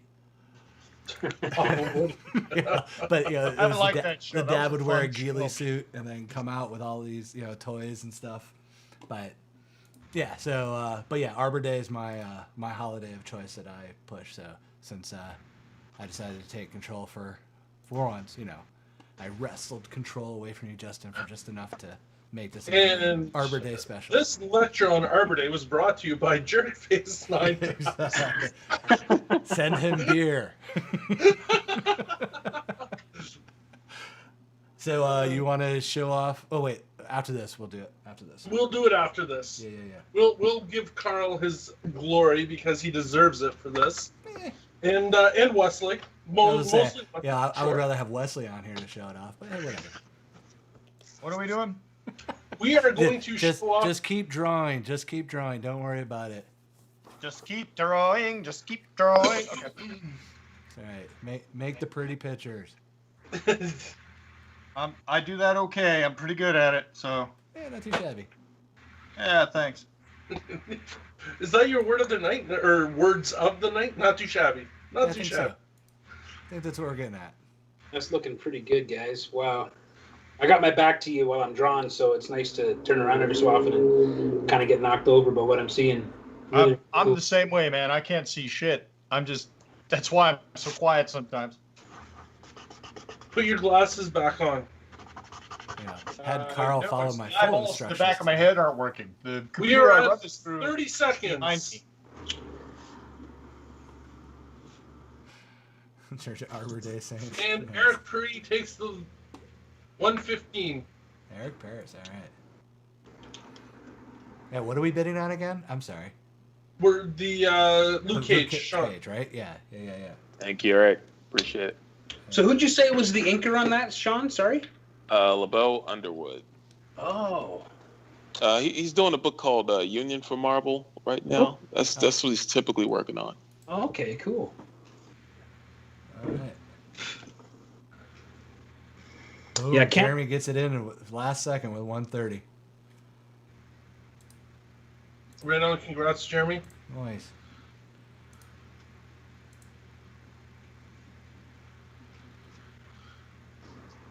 All right. So now, Stefan, you want to take this one away? Oh, sure. That's what I want to do. All right. So, guys, there's a book coming out in June that we asked Karl to do the cover for. And he nailed it. He absolutely nailed it. So you might have heard us a few weeks back. Rob Liefeld's bringing back the Shield in one-shot series for the Mighty Crusaders. So this is the Shield cover that we will have coming out at Big Country Comics from Karl Waller and colors by Wesley Wong. Yep, you got it. Okay. So keep an eye out for this. This will be coming up for pre-sale probably in a few weeks' time. This gorgeous. Is just incredible. You want to talk a little bit about it, Karl? Actually, what I'm doing is looking for the original. It should be laying around here somewhere. I can show you guys. He takes such good care of his artwork.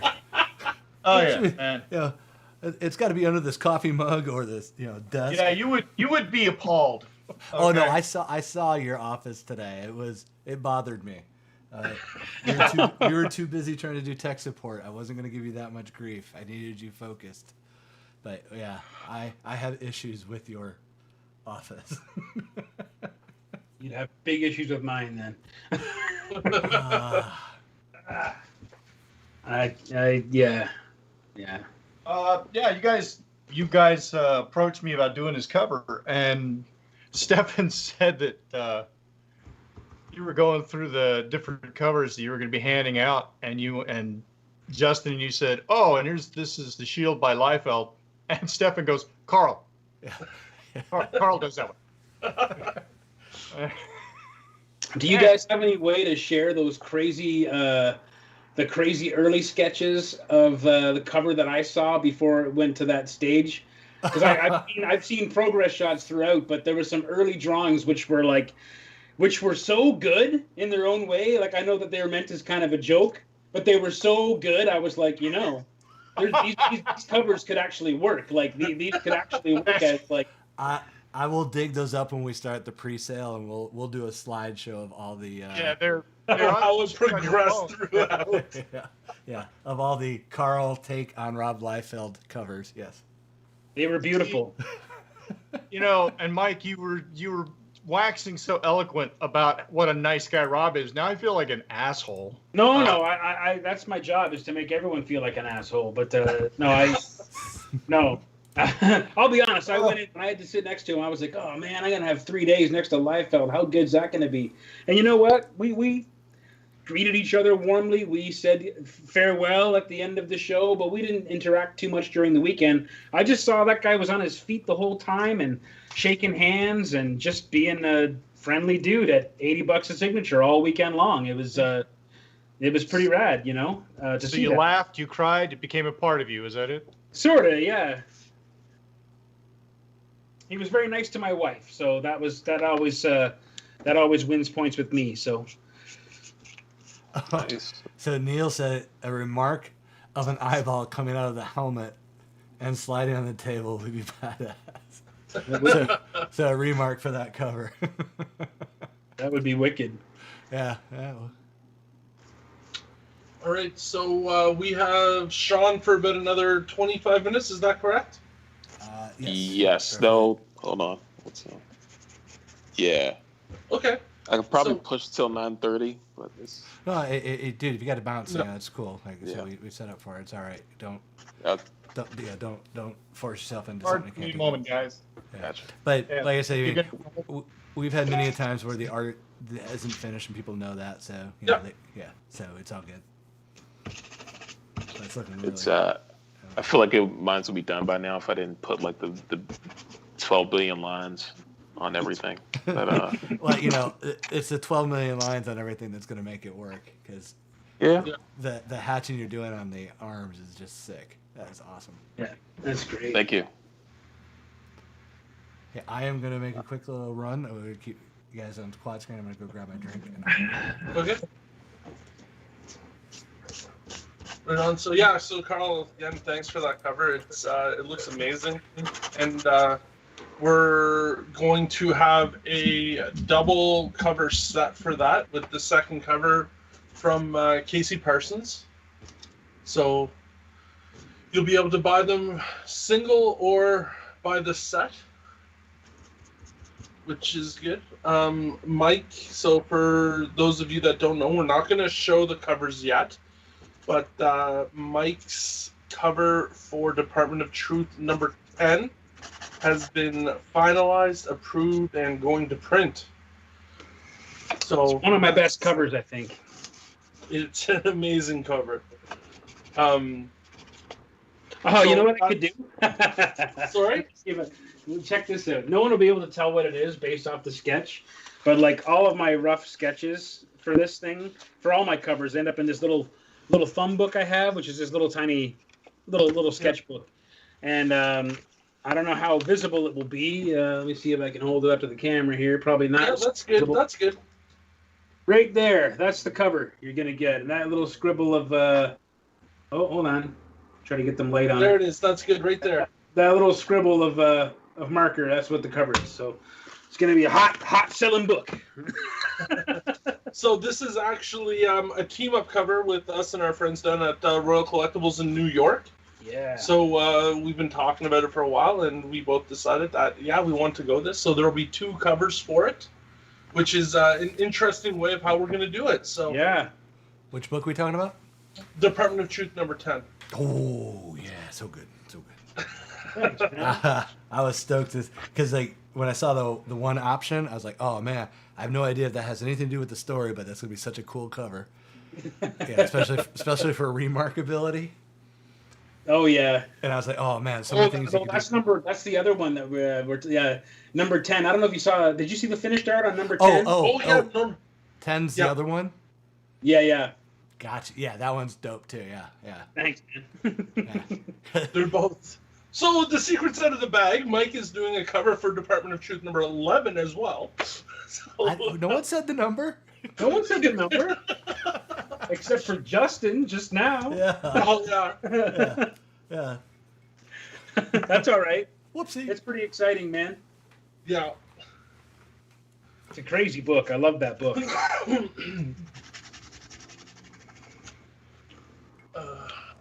I'm also looking forward to seeing that MFKZ book Yes. in my hands pretty soon. That was a lot of fun. Yeah, we had a launch on last Saturday at Yellow Snow Comics, and now we're made them available here in Big Country Comics as well. And it's going to be a fun piece. Sorry, that's a bad shot. I got all kinds of stuff in this bag. Yeah, no, so we're going to be distributing that for Canada, which was really nice. Yellow Snow, I had a really good conversation with Tommy and the guys down at Yellow Snow, so yeah, it's a really good team. Yeah, the connected covers worked out well. I'm assuming that's when you were asking me for the template. That was for that project? Yeah. Actually, at first it wasn't, and I ended up having to abandon that template because we couldn't really make it. It was weird. We couldn't really make it work, and we didn't actually think we were going to go with that. And then at the last minute, they said, "Yeah, let's do the connecting thing." So I was glad I had the template, but I just followed your cue and that whole idea of having an anchor point, like a pivot point that you can line it up with, because it's fairly imperfect. Like, you know, there's always going to be the variable that comes with the actual trimming of the page. Yeah. But I think we're pretty close. Like from what I saw, it looks like it's pretty close. So we had this kind of nice anchor point at the bottom that we could line stuff up with to make them connect. But yeah, that template you sent me was crucial. So I should probably get your name in the book somehow. No. I'm happy it worked. It'd been so long since I'd done that. I wasn't sure. I was like, okay, I hope this is the right template. Well, you know what it was? The template you sent me was for full size, like 11 by 17 art. Yeah. And so I couldn't get it to work with the print size format that I was working with. Like it worked, but it just it was going to be kind of imperfect as a result of the scaling. So I just Yeah, you're right. The key is just to make sure you have that center point that runs middle. Yeah. Yeah. All right. Well, we are going to get ready, and we will start auctioning off for Sean's piece tonight. And then that'll leave us some time to talk with Sean before he has to head out. So, anybody that is interested in this Sullivan Grundy from Sean, the starting bid on this in true fashion of the night is $50. And we will open the bidding now. Let the timer roll, Stefan. Yeah, let me get that going. We're doing 10 or 15 on these, I forget. We're going to do 15 on these big ones, yeah. Got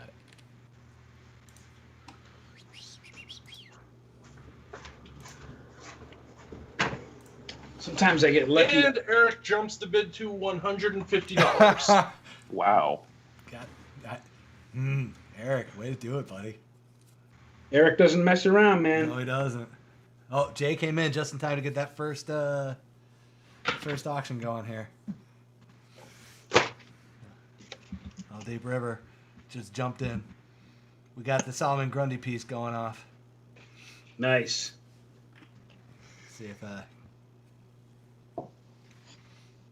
So Sean, if you were able to land like another gig at Marvel, like if something were to come along, what would you dream about doing? You know, what would be on your list of stuff you'd love to work on?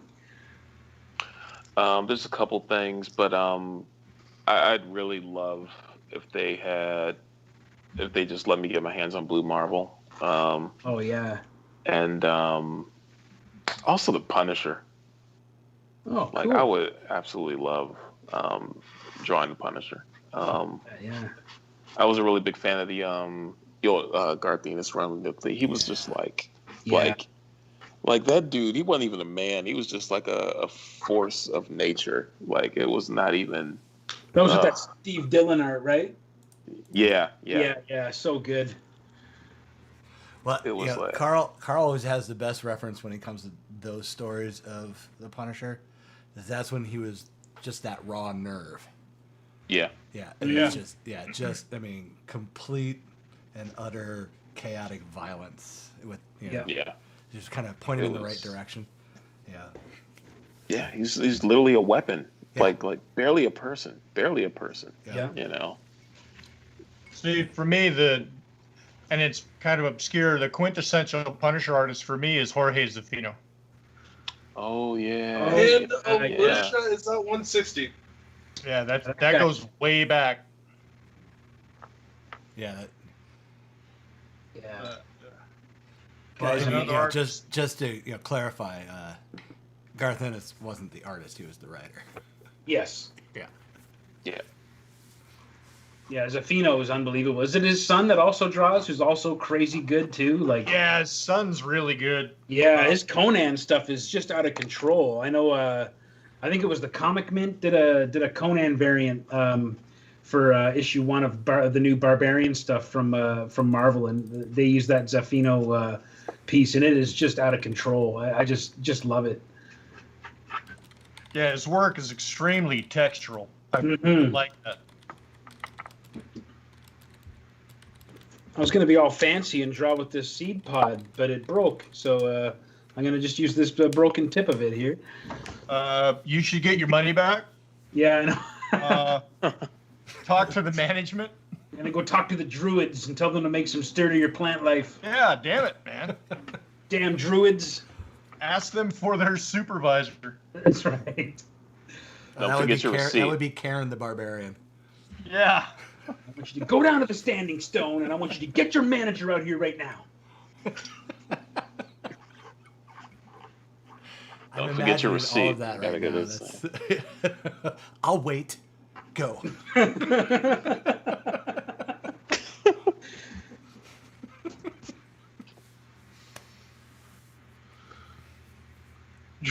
Whoa. Alicia just comes in and says, your bulge does not intimidate her, so I don't know what that's referencing. Neil above her. Oh, okay. No, never mind. Yeah. Who cares about it? Yeah. We're getting all wrestling in this. It just got weird. Well, it's about time.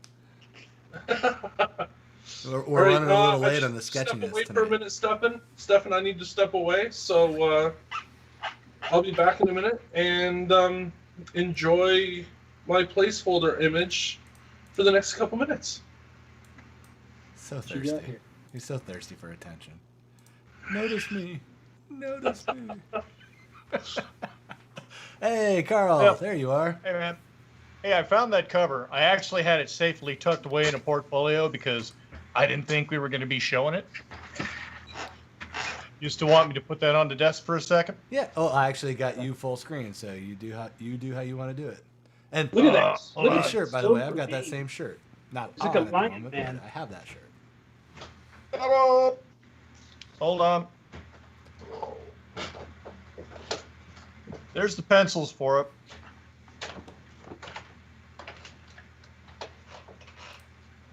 Oh, look at you, old school guy, with the pencils on one page and the inks on another page.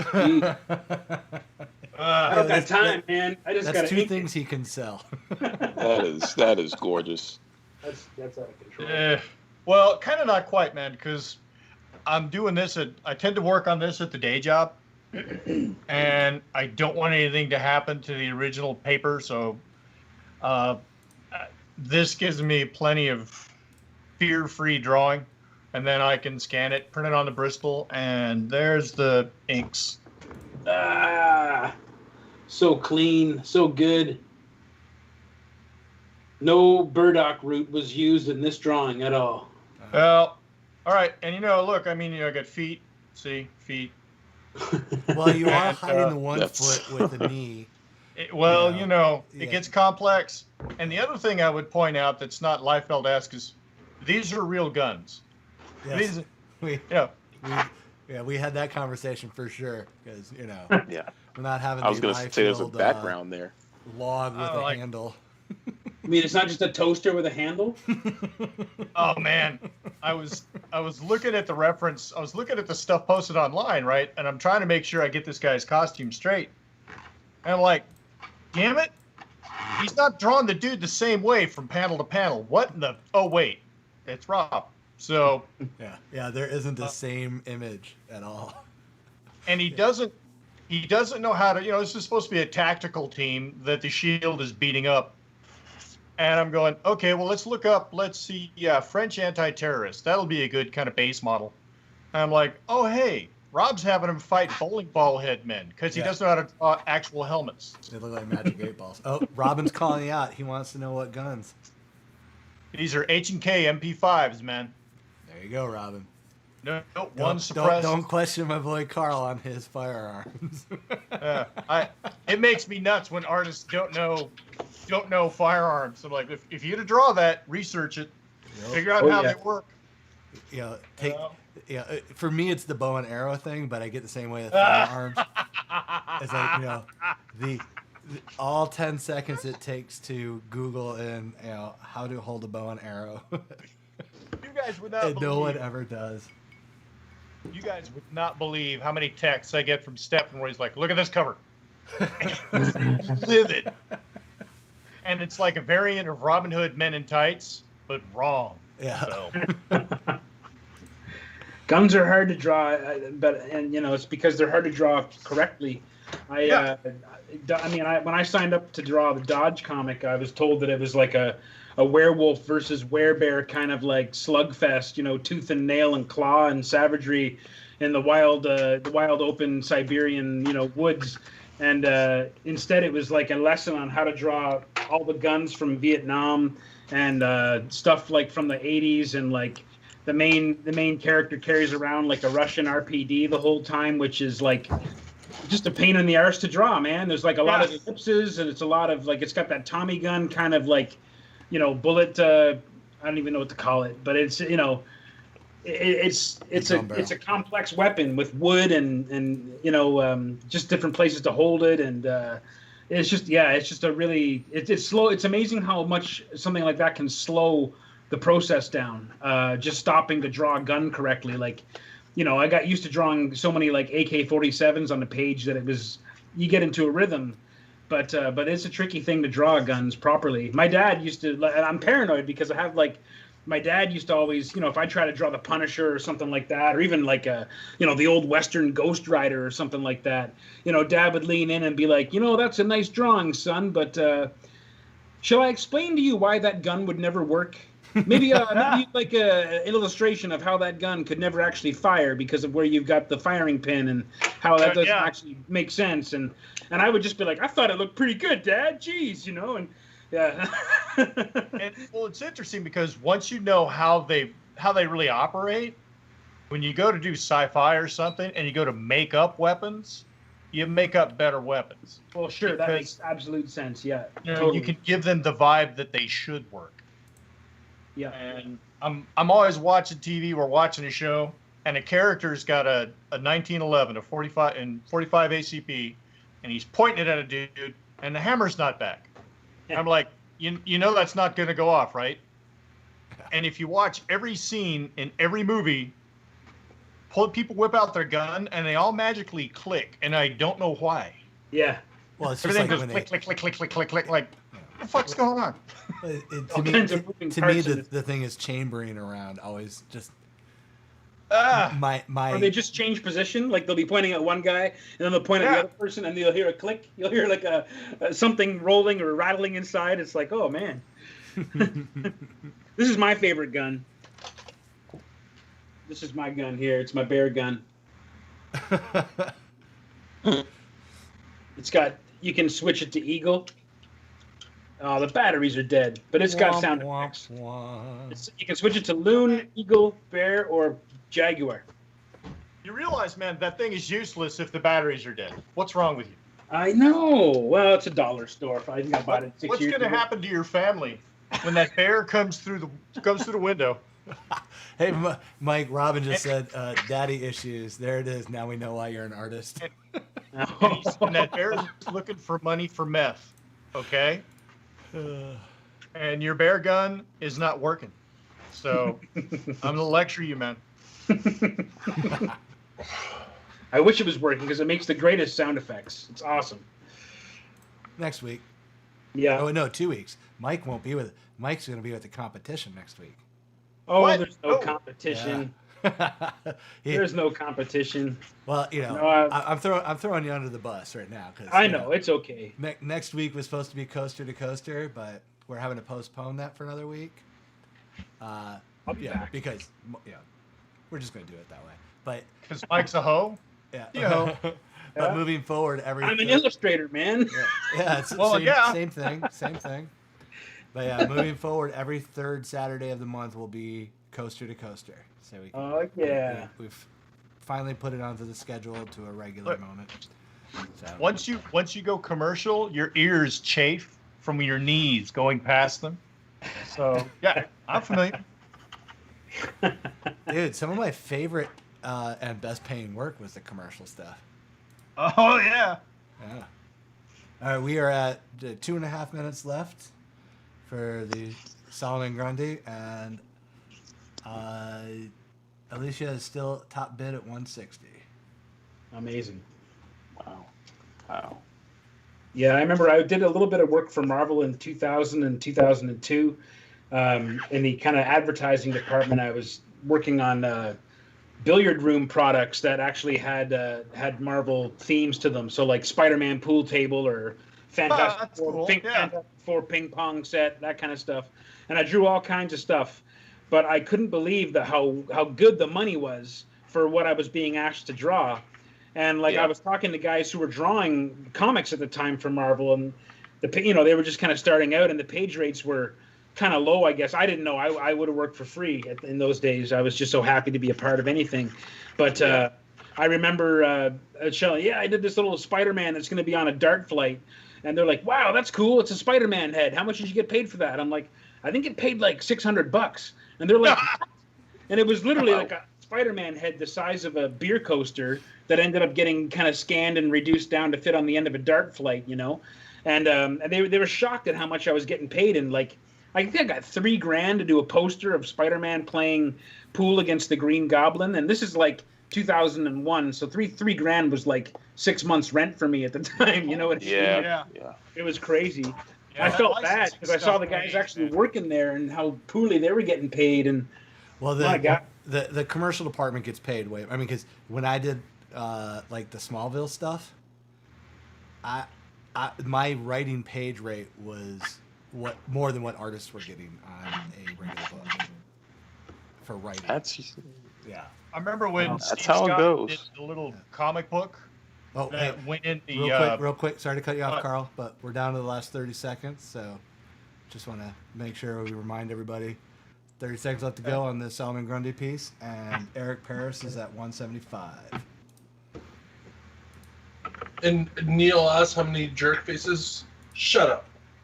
It's none of your business. That many. Neil, Yeah. That many. Shut Denial. up, many. That many. Denial.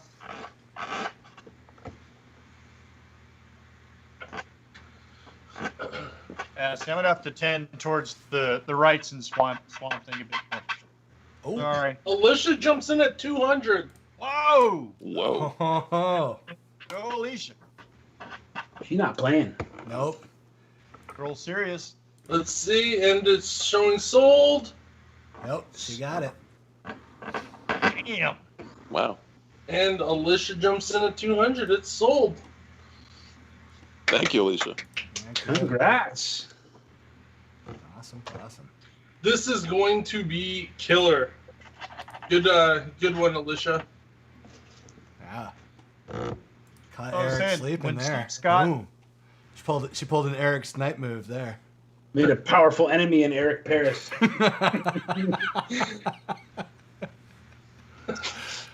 Oh man. All right, so Sean, I know you got to leave soon. Do you have any closing comments or anything? Where can people find you? Yeah. So I hang out probably way too much on Instagram. It's just that at Sean Damian Hill, and of course I have a website at SeanDamianHill.com, and it sounds so pompous using all three names. Like it's like, but like Barry Windsor Smith, man. Where do you think Yeah. you're coming from? yeah, but that's Barry Windsor Smith. He can use three. Yeah, that guy. Yeah. It's but there were way too many Sean Hills in the world, so I had to throw on my middle name. Branding purposes, I guess. Yeah, you gotta do that. Yeah. Find me on Twitter under the same handle at Sean Damon Hill. But I'm barely on Twitter, to be honest. But yeah. And your work is crazy. I just had to go and follow right away. This is nuts. Oh, thank you. Jeez, man. Yeah, And why did Karl have a picture of Barry Windsor Smith's book up there now? I booked him in, man. That's the most random thing. Karl, how much did you pay Barry to, get that, to show that? Because, you can't do anything with Barry's work without paying him something. Sean, this book is crazy. Oh, thank you. I appreciate it. it. Stop a bullet with his book, man. Wow. Erica, you got to see this guy's stuff, man. Holy moly. Well, I'm going to retire now. I've seen Sean. Oh, no. We still need you. Yeah, my career just ended, so it's cool. They soon, y'all. Bye. Yeah. He's going to take his swamp thing and run. Yeah. I'm just going to rip this in half, and, that's it. I'm going to break my twigs. Normally I snap my brushes. Today I'm just going to snap my twigs, run away. It's, I appreciate it. It's, I'm not changing any games out here. I'm not reinventing any wheels. Sean, sorry to interrupt you there. Neil's asking, do you do commissions? Are you open for commissions right now? I forgot. I know we talked about this earlier, but.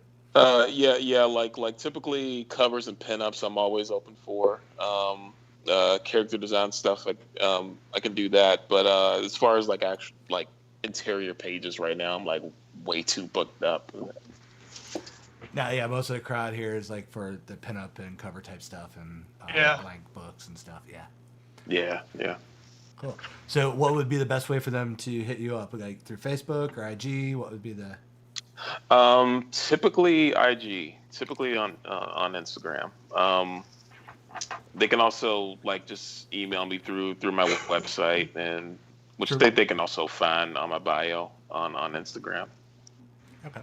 Yeah. So if anybody wants to contact Sean for an awesome commission, yeah, really hit him up through IG or on his webpage. I posted both of those in the thread there. So, so yeah, you don't need to leave right now. But whenever you've got to leave, just let us know. And thank you for showing up, man. I really appreciate having you here. All right. I wanted to do this for a while. I'm so excited for your Marvel stuff and thank you for having me on. So and anytime you want to come back, you just let me know. We'll definitely make room for you and bring you back, man. Your stuff is amazing. Thank you. I will. All right, now I will stop gushing now and let's get back to all right. You're embarrassing me, man. Hey, you all knew it was going to happen. I warned you all week. Yeah. That's All right. Actually, I should have harassed Philip to show up just so he could talk shit tonight. Oh yeah.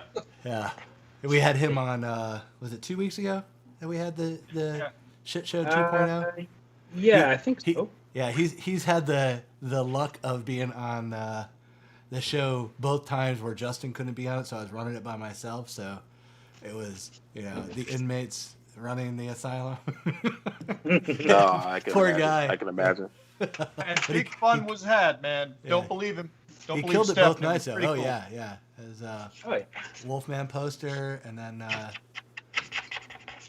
shit. What did you do the second night? Because I really loved that piece. Now I'm blanking on it. Cause I'm thinking what the theme was. I can't get the My Little Pony out of my head that Hugh did on the poster. It was the 80s movies, 80s stuff. Yeah.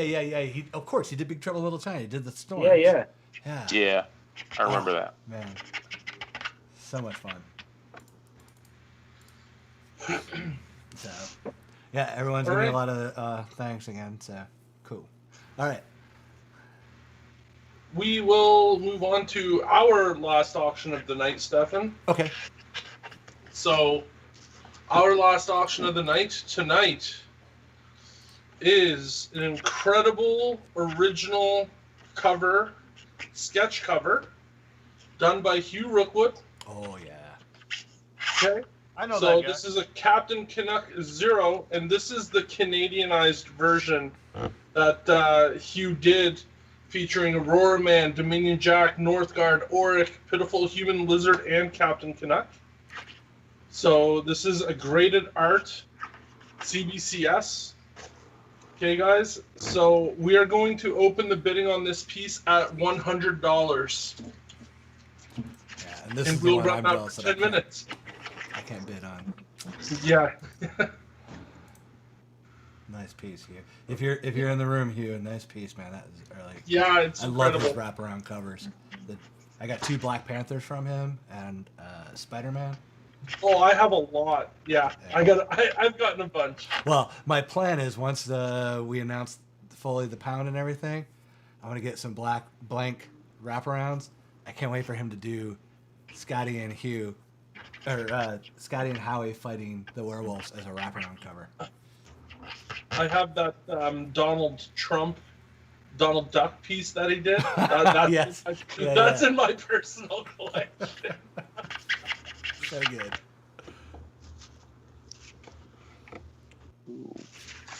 Oh yeah, you know what? I guess we should start the timer on that. I'm here just blabbing away. Well, Murray, it's not a claim sale, Murray. You have to bid on things to win them. Well, no, it's my bad. I forgot to start the timer. Oh, it's okay. Troy has the opening bid at $100. Oh, Troy, bring it. Oh, Eric, a little slow on it, buddy. Got to get over 100. That's the hurdle.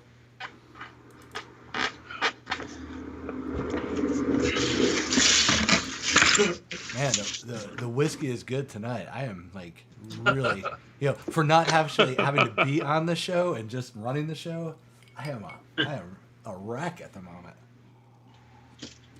I got wrong graphics going up, wrong images. Gonna show this back like Auric and Aurora Man.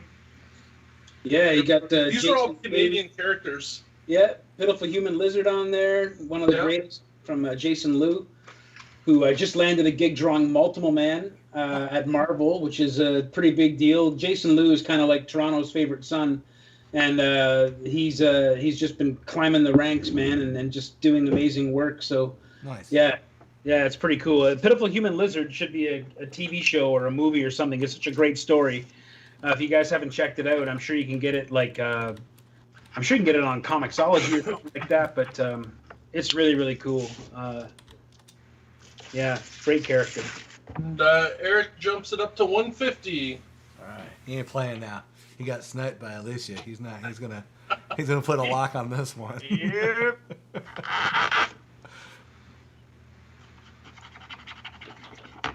What? Mike, that Swamp Thing is huge and incredible. Oh, thanks, man. It's very big, yeah. Yeah, how big is that? Is it 18 by 24? He said. 18 by 24, yeah. Yeah. So you're gonna fold it so it will fit into the mailer. Wow. No, I actually have giant-sized mailers. Well, actually, these ones I custom make a crate when I ship out pieces this big, but I actually have 18 by 24 hard top loaders that I put these into first, and then I kind of build a crate around it. I can't roll it up because the paper is just heavy enough that it might just remain rolled for all eternity if I roll it too tightly. So it all gets shipped flat and well protected. Alicia says huge and incredible. That's what she said. Oh, and thanks, technically Alicia. she said it, so yeah. So. Yeah, that is. Yeah, I was half waiting for you to throw the curveball and not do a Swamp Thing for the Arbor Daylight, but You know what? I was gonna do a Floronic Man, to be honest, because deep cut. I actually thought about drawing. I thought about drawing it. Yeah. Yeah. Nice. And I was gonna actually thought about. I think Marvel was Marvel who had Plant Master? Yep. What about Groot? Yeah. Too easy. Yeah, if I was going to draw Groot, I would draw the original Kirby design of Groot, like just a log with a face, basically, you know? Yeah. Well, you know, I mean, you could have done, was it Jimmy and Plank from Ed, Ed, and Eddie? I was tempted to do Man-Thing, but I didn't know if that would be working or not. Yeah, you know, it was up there too. I mean, there are some choices. I mean, but the one that I was going to do is from that show in Humanoids, that toy line in Humanoids. There's a character called Tendril, who was kind of like a Man-Thing looking type dude, like all made out of vines, huge kind of kaiju size thing. But I don't think he was well enough known, and people wanted the Swamp Thing, so I give them what they want. Yeah, gotta give him a. Troy went with the deep cut with Animal, Vegetable, Mineral Man from Doom Patrol. Hey, someday the commission I'm gonna get from you, man, is gonna be Swamp Thing fighting Man-Thing. Oh yeah, that would be fun. But do it like in a jungle, so you just can't see it. It's just put a bunch of trees and vines. Yeah. Yeah.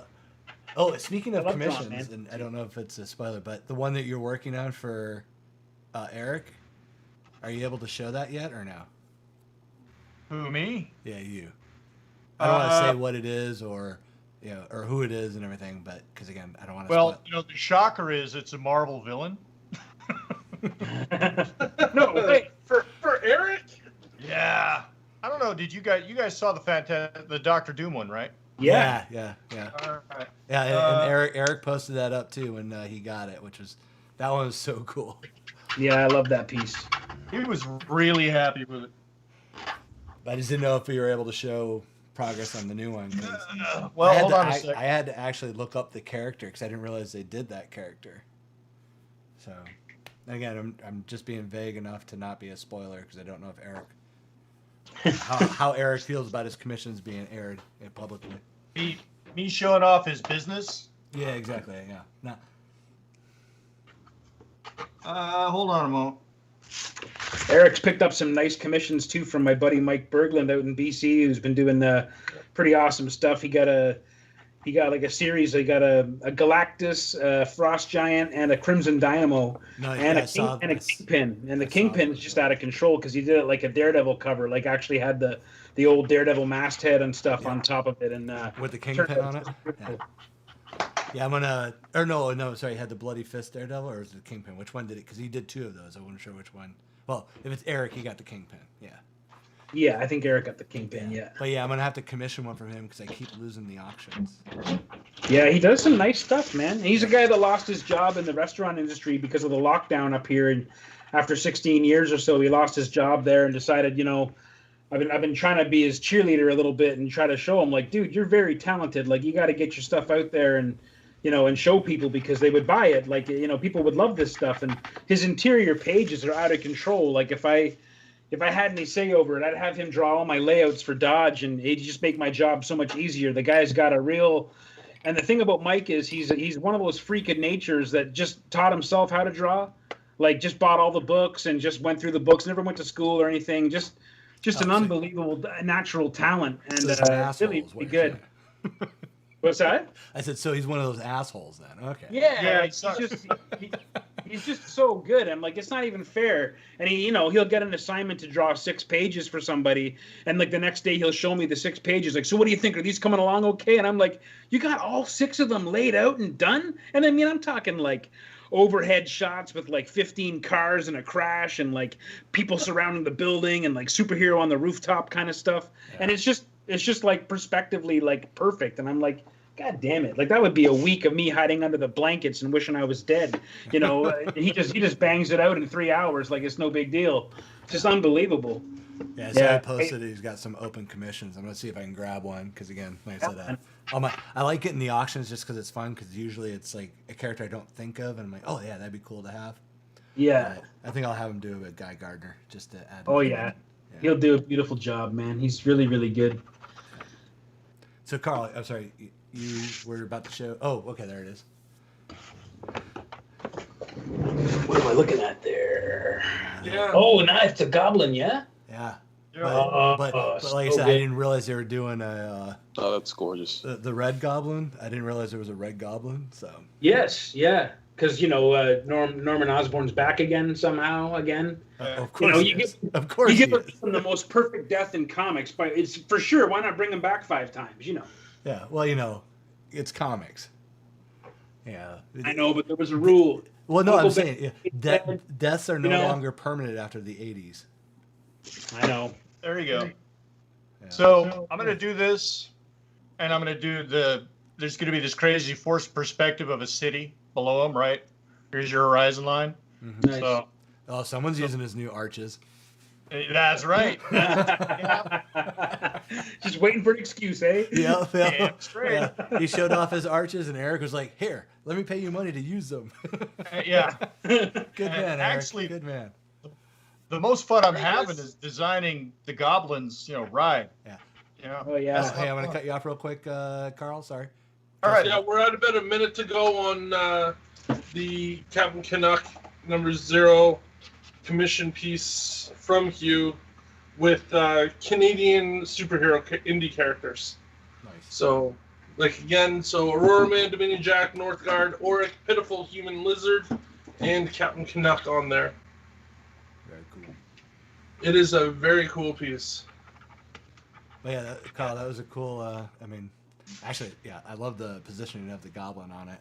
So, have they announced why he's the red goblin other than his costume? Is there a reason that he went red, or? I think he's basically a demon now. I'm not sure if he's even following normal goblin protocol. Yeah, normal goblin protocol. I think he's basically some kind of undead thing. I don't know though. There's probably some Spider-Man fan going, "Shut up, Mike! You don't know anything about the Red Goblin." Yeah, but so go ahead and send all your hate mail to Uncouth Ruth.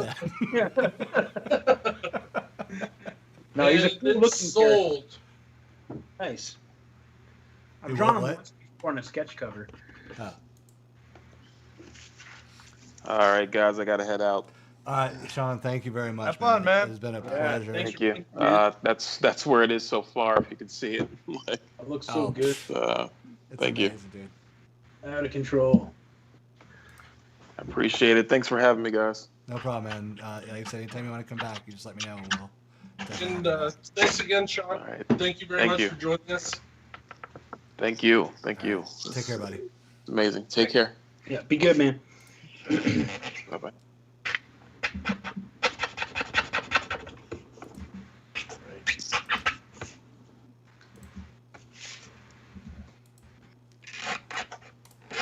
Everybody got all solemn after he left. What's going on? I was actually just working on the screen stuff, trying to get all the,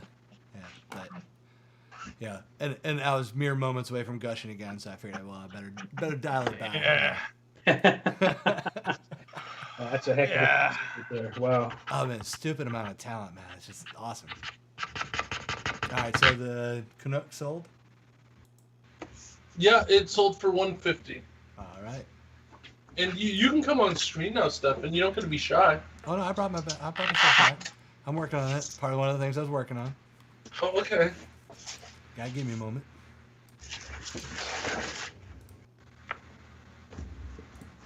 I'm back, baby. We missed you. Well, I didn't, but I'm sure everybody else did. I was here. You just, weren't. Well, we have gone somber with Sean gone, though. You guys are just like, Yeah, we're all quiet. Yeah, we miss him so much already.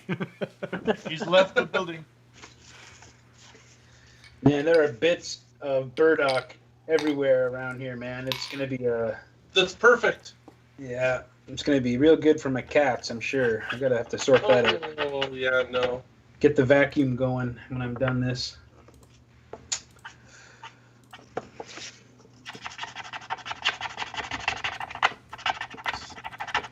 I think, did Karl freeze up top? No, he's back. I thought he froze. Yeah. He's just doing such detailed, Stefan. small work. Yeah, it's starting to eat up my RAM in my brain.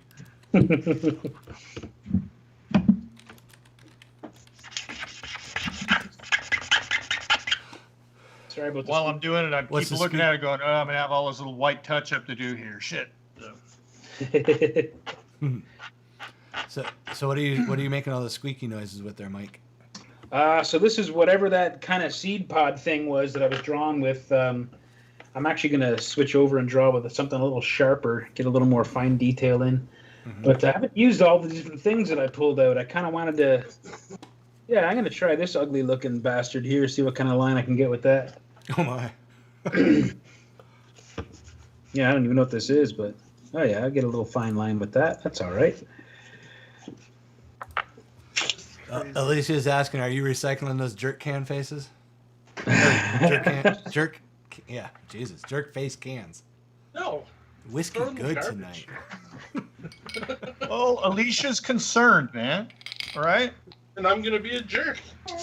Yeah. He's just going to put them out on the street, like right on the sidewalk. Yeah. Canada doesn't recycle. They just throw their stuff in the river and let it float into America. I don't blame them. Freedom.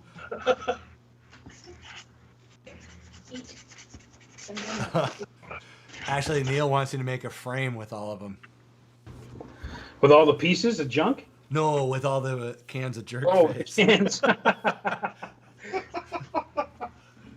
Be one of those shitty little selfie foam board things that people do. They just do it with a jerk face.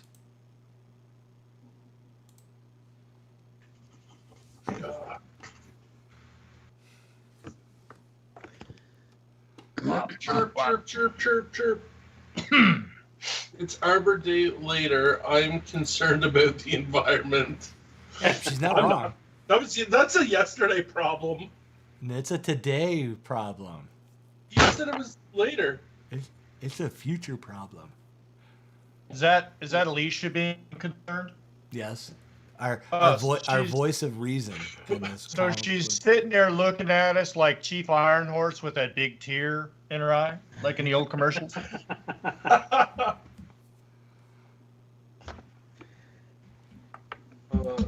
Who was actually an Italian? Who's an Italian? Yeah. Don't be breaking myths and destroying dreams for us tonight, Karl. Come on, man. I know. Yeah. All right. I don't know why my connection seems to be dropping. What now? I don't know. Nothing. My connection was dropping and coming back. You can't. Just like you can't wear white after Labor Day, you can't drink jerk face 9,000 after Arbor Day. Oh man, we're gonna see Justin twitching next week. Then if he can't have his jerk face, he'll be all. I told the store here that they needed to order more in before next week because I bought them out of every one they had. Nice. Damn, dude. Actually, my beer of poison right now is the Guinness started brewing a nitrous with coffee. Oh, okay. Oh, hang on a second. I didn't realize. Hey, buddy. You got a kitty? Yeah. Oh, Peanut Brittle's been in here all night. I didn't realize that. Oh, and she does not like being held, as you can tell. All right, I'll be right back. I gotta let her out and get something to eat. All right. That would be a perfect time for me to get a beer. There you go. Jerkface drink is like Slurm? What's Slurm? Slurm from Futurama. Oh. I guess I gotta start watching more TV. I think my favorite Matt Groening drink was Lard Glug from The Simpsons. Lard Glug? Lard Glug. What was that about? All right. It was just Homer sucking back a big bottle of Lard Glug. It was like some kind of fat soda. Like grease, made of grease or lard, I guess. But jeez, I missed that show. Maybe that's something that I'll get when I go move back east next month is cable. Oh, cable, yeah. Well, we don't watch a lot of TV here, so. But Yeah. I don't know. We'll see. There's more to do on the East Coast than there is here in Shiloh, Manitoba, I guess. Yeah. Oh, you're going to be a lot happier out there, I think, man. I'd go there tomorrow. I'd go there in a heartbeat if I could. I love the East Coast. I miss it. Oh, I'm sure once what is it about the East Coast in Canada that's necessarily cooler? I don't, you know. The pace of life, for one. Yeah, it's just a different. I don't know, man. I go out there, I feel my blood pressure drop about 15 points. Like I just go into a place of happiness, and whenever I get close to the Atlantic Ocean, I feel like I can hear old songs in my head that I haven't heard in 1,000 years, and I just have this kind of weird moment. Like every time I go out there, I know it's where I'm supposed to be, but. All of our families on this end of Ontario or Quebec, and it's very far away to go, especially during a pandemic. But if I thought I could convince my family to go out there, I'd be out there in a heartbeat. We're going to end up out there yet. It seems like all of Ontario is moving out there right now because the housing market's gone so crazy here. But by the time I finally pull the trigger to go out there, there'll probably be no place left to buy. But my good friend Conrad's out there, and the cost of living is much cheaper. And he got himself a nice house on like 14 acres of beach and forest. Wow. And it's all his. He got a good price on it. I mean, you couldn't buy a tin shack in this town for what he paid out there for that place. And I'm so excited to go out there and visit him. He just walks around the woods and the beach, and it's his. It's all his. Like it's, it's just bananas. So I'm hoping I can go and have a visit out there sometime soon. I haven't been to see my friends on the East Coast now since 2018, and I was going every year, sometimes a couple times a year, and it was just love the place. Can't say enough good about it. All right. Yeah, Prince Edward Island too. It's a lovely place. That's where Charles is. And what are you, a spokesperson? Come on, sell that. Oh man, I could go on and on about these. He's not wrong. It's good. Oh, he's selling Canada to me, man. Yeah. No, I gotta do the get up that side of Canada, because next time I go to Canada, if I don't go to see Charles, it's gonna be a problem. There'll be trouble. It's only like an hour and a half drive from where we're going to be, so it's perfect. Yeah, that's great. You need to bounce? Is that what you're saying? Who? You. Yeah, I'll be right back in a second. You'll be missed. No, I won't. With all our hearts. Shut up, Karl. Aww. Apparently he hasn't left yet. The jerk face is still in the building. We love him. Have I got time to splash some color on this? I think I might. Yeah, we're just shy of 9:30.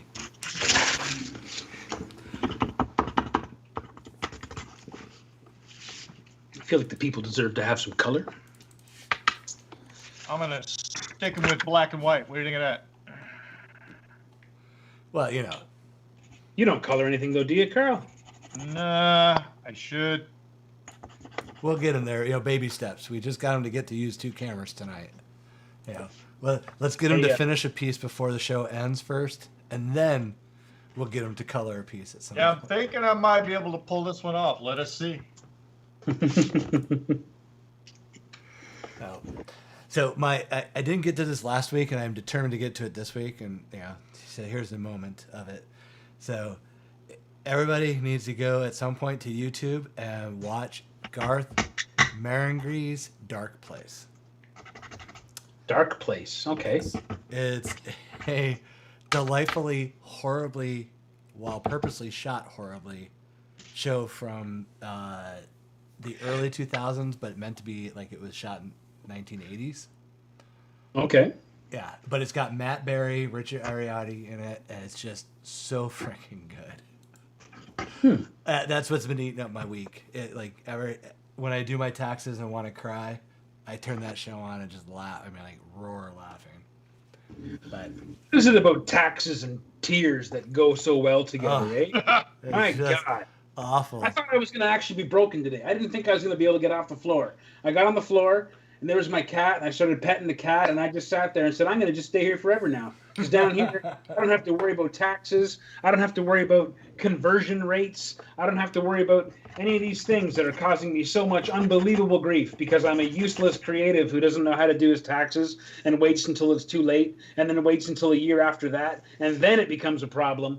And then it's just a bad situation, and it just blows my mind how badly I get it wrong. I've been freelancing since like 1996. I get it wrong every year.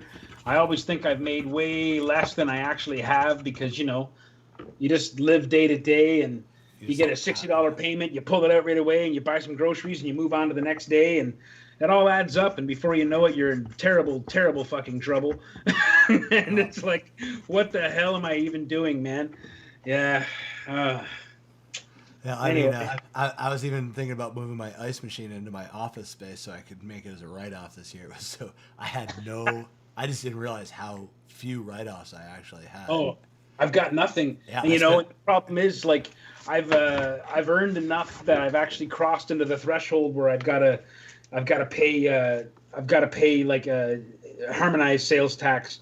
But if you don't collect harmonized sales tax and then you owe it, it's about 13% of what you earned. And I didn't save any of that because I didn't think I made anywhere near that threshold.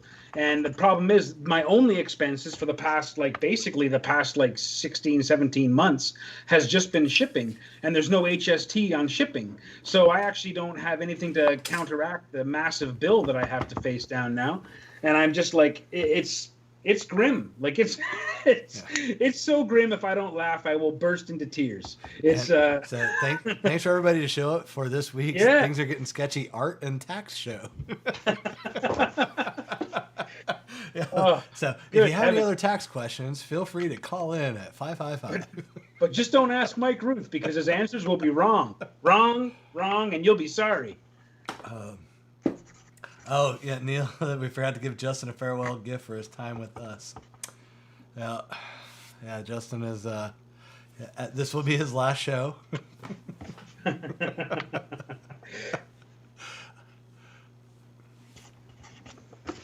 All right, maybe I will splash some color on this. Maybe. What do you think? Show off. You guys want color? But what is the color you'll splash on it? Pink? Yeah, I think probably some green. Probably a little green. Green? On a swamp thing? What? On a swamp thing? Oh, you're talking crazy talk. I've got to soak up some of this wet ink, though, so I don't make a big mess out of it all. This drawing will come with a chunky-like texture. That is the pieces of organic material that have become one with the ink and are part of the drawing now forever. So that's something, I guess. It's the new red swamp thing. Yeah, I could do a red swamp thing, yeah. Everything has to become red at some point. Norman Osborn is back. Stephen sent me that book and how textural it was. That was pretty cool. Say what now? And when you sent me his found objects book. Oh yeah. And I pulled it out of the bag. And I'm like, wow. It's like, there's a lot of stuff in there. Yeah, like burrs and chunks of wood. Yeah. Yeah. Yeah, I think that was like one of my favorite purchases of 2019. I really loved that. That Ben Grimm you got from that stuff. Oh, yeah. Ben Grimm was awesome. And and I have to thank Justin on that one. What'd I do? You made it so that I got the donation for the Ben Grimm, but got to keep the Ben Grimm. So you helped out friends of mine in a good way, and I still got to keep some awesome art. So thank you on that. Well, that's cool. I'm glad you got to keep it. Yeah, me too. I mean, I didn't mind giving it up because it was going for a good cause, but yeah. Then when it got returned to me, I was like, even better.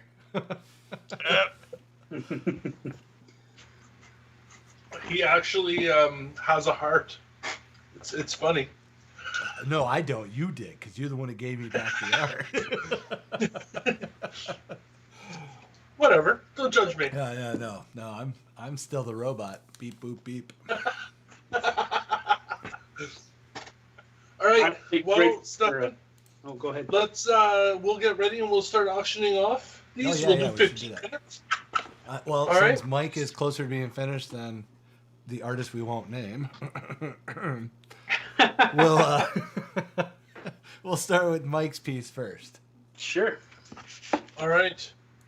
So we are going to open up the bidding on Mike's 18 by 24 gigantic Swamp Thing at $50. In true fashion from Mike at $50. Oh, that pains me, but okay, we go. I like that. We'll start the timer. We'll do 15 minutes on the clock. Yeah. I'll give mad props that we're sticking to the 50, but oof, that's painful. Okay. Wow. Jay's like, fuck that noise. We're going 150. Right off the bat. Murray, you need to add a 1 in front of that, buddy. Yeah, right. I think Murray forgot the 1. Yeah. Yeah, and yeah.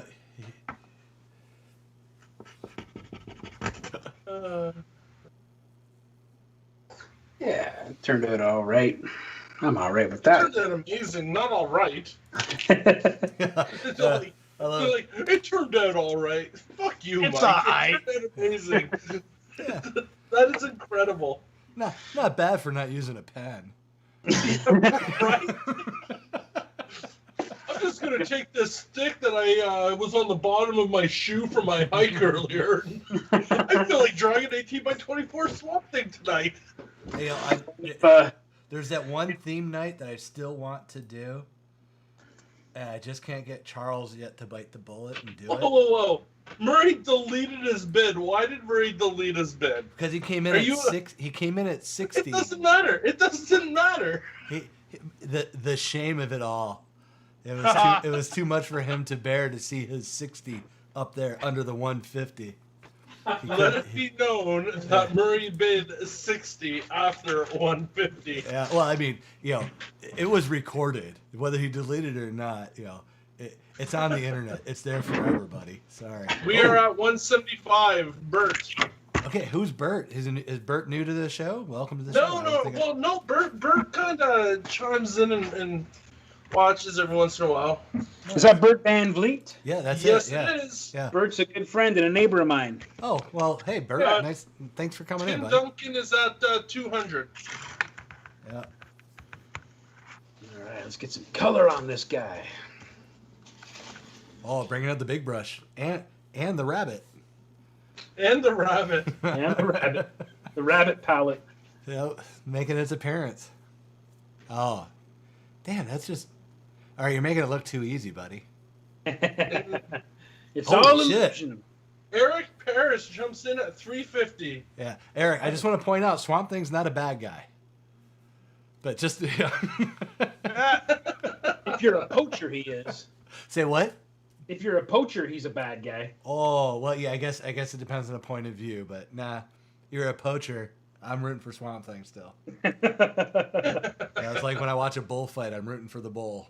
Oh, every time. Same with me, man. Every time. Oh. Yeah. I have a collection of photos of bullfighters, especially catching it right in the ass on my computer. Yeah, it's a tremendous joy for me to watch those guys get maimed by a giant animal that innocently is being tortured in front of a crowd of hooting fans. I want that bull to go into the audience and just butcher the men, women, and children in the audience. I want that thing to grow kaiju size and bury that whole damn town when that shit happens. Every now and then you have that thing where the bull like goes into the stands. I start cheering and throwing shit at the TV like a British soccer fan. But the thing is, you really need to record you doing that because when the bulls do finally take over, you want to be able to show the evidence that you were with them the whole time. They've always had my personal support. Yeah, you're right. Yeah. I'm on your team. Them and the wild boars. Oh yeah. Because they're going to take over the world soon. The feral boars, the radioactive feral boars. Yeah. Well, I mean, they're teleporting. Have you not seen how they come out of the ocean out of nowhere? I will send you a bunch of videos. It's crazy. They're just all of a sudden these boars show up on the beach. They come rushing out of the ocean onto the beach, and yep. Oh yeah. They're radioactive Chernobyl boars just popping up around the world. Alicia's upset. Nobody sent her money through her PayPal like she asked for earlier. Oh. Alicia needs to start a GoFundMe page. The things are getting sketchy. GoFundMe. Just for Saturday nights. Just for Saturday nights. Yeah, cause you can't do that just PayPal grab. You got to do a GoFundMe page, and show pictures of her looking sad with all the auctions that she's missed out on, and can someone please help Alicia win an auction or two? That's all she needs. You know what? You need to do a video where you're doing that Sally Struthers thing. Just enough sob in there. Yeah. Oh yeah. But I'm telling you, I'm thinking there would be people that throw money at that going because they would find it funny enough to go, fuck it. Yeah, here's $50. Here's You amuse me. Alicia, if you set it up, I'll actually contribute to it. You laugh, but I'll do it, she says. Yeah, and I will guilt friends into giving you some money on that. Yeah. You know what? I would not run under the assumption that girl has no shame. Okay. Oh no! She has no shame. I have known her for years and have been at conventions and drinking with her. I know how she rolls. It's why she's one of my fearless. Yeah. Well, that's I'm looking forward to many more conventions seeing her. Well, and Justin promised her a spot at the table last week, so. No. Yes, he did. It's on the internet. It's there forever. We have all seen it. You better own up to it. That's all I'm saying. That would be fun, though. It would be fun.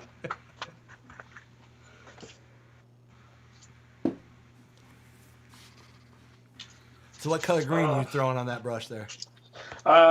This is Eco Line 657, and I think it's called like brass or bronze green or something like that. There's not actually any metallics to it, but it's kind of I just got it actually. I've never had this shade before. I quite like how it's working with the Swamp Thing because green is a tricky color. If anytime I'm going to work with green, I usually have to work with about 3 or 4 shades of green because it's just a very temperamental thing to use.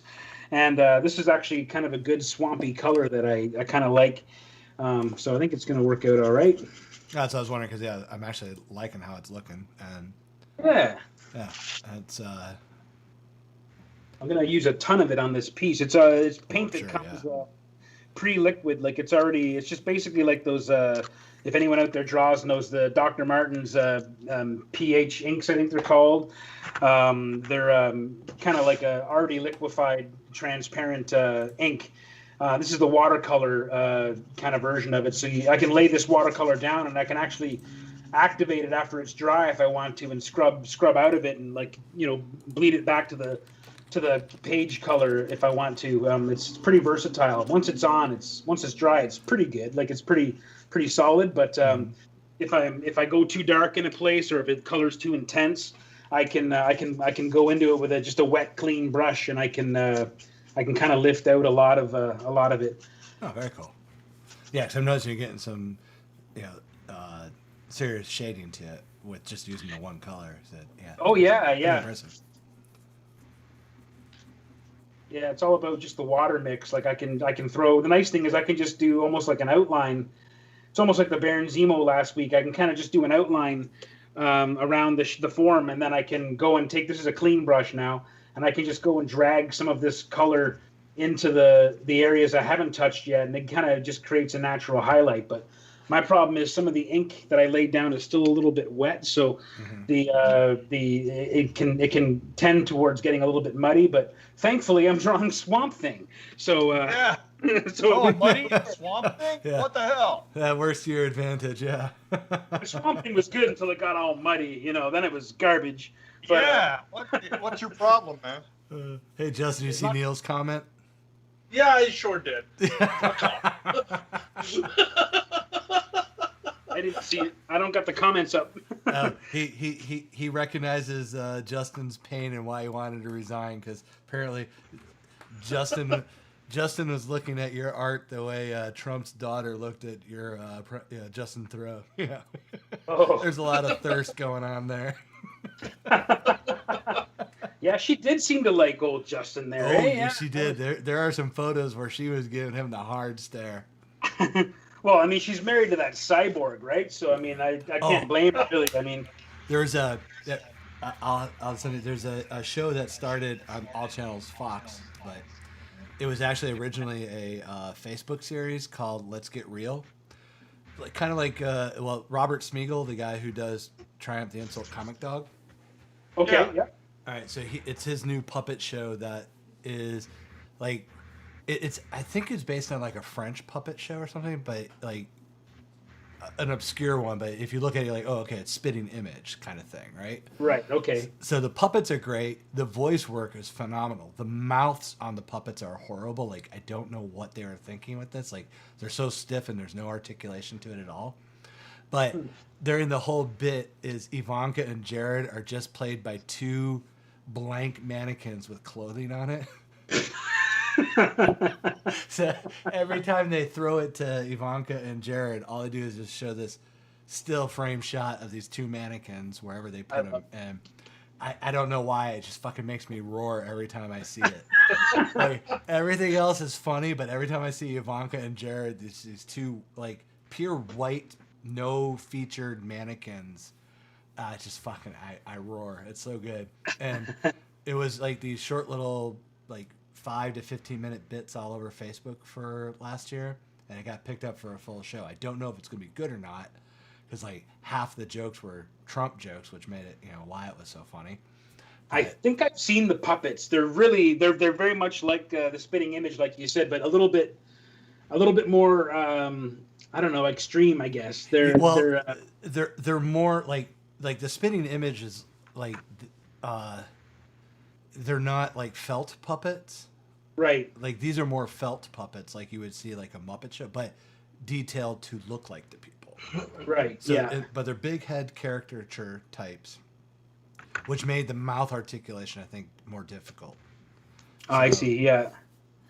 Yeah. The show is called Let's Get Real. Oh, cool. Sorry, actually responding directly to Neil on that. But it started last night, so I haven't had a chance to see it. But I love Robert Smigel with anything Triumph. I'm all over that. So, but sorry, I'm not sure how we got on that, but yeah.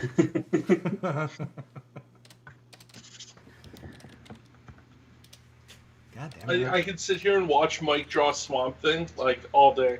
I don't know why. I think you have. I think I did a lot of them in Saskatoon that time. Yeah. Did quite a few Swamp Things that weekend, but that was okay. You think about it, or I have to look back, but I don't think he did a single Swamp Thing the Manitoba show. No, I don't think so. One or two. Did he? At the Manitoba one? Maybe, yeah. Because I remember so many other things come up, but I don't remember anybody ever asking for a Swamp Thing. Yeah, I can't really remember. I don't remember. I have to look at the videos now. Yeah, I can't wait to go back to doing cons again. Oh man. Someday. I can't. Yeah, that was the last. That was the last one. I did. Yeah. I'm done. Yeah. Yeah. You ever went to C2E2? That was the last kind of real big one, Yep. I know Casey was there, and I remember just being fearful of it because, I thought, man, if this thing's spreading like it's, that could be a major spreading event if that was, going to run the way it normally does. But I know that they always try to keep that stuff safe. But we had so little information at the time that it was hard to say what was going to happen there. But yeah. Yeah, because I remember I was supposed to do that with Aftershock when I bowed out. I'm like, I'm going to pass. Thanks. Yeah. Which sucks because that's my favorite convention. Yeah, it's a great convention. It's just a brilliant show. And it's close enough to home, so I usually take a couple extra days. So I'm showing 1:20 left. Yeah, right around a minute now. right around a minute now. Well, real time. Okay. So yeah, what you're saying is yeah.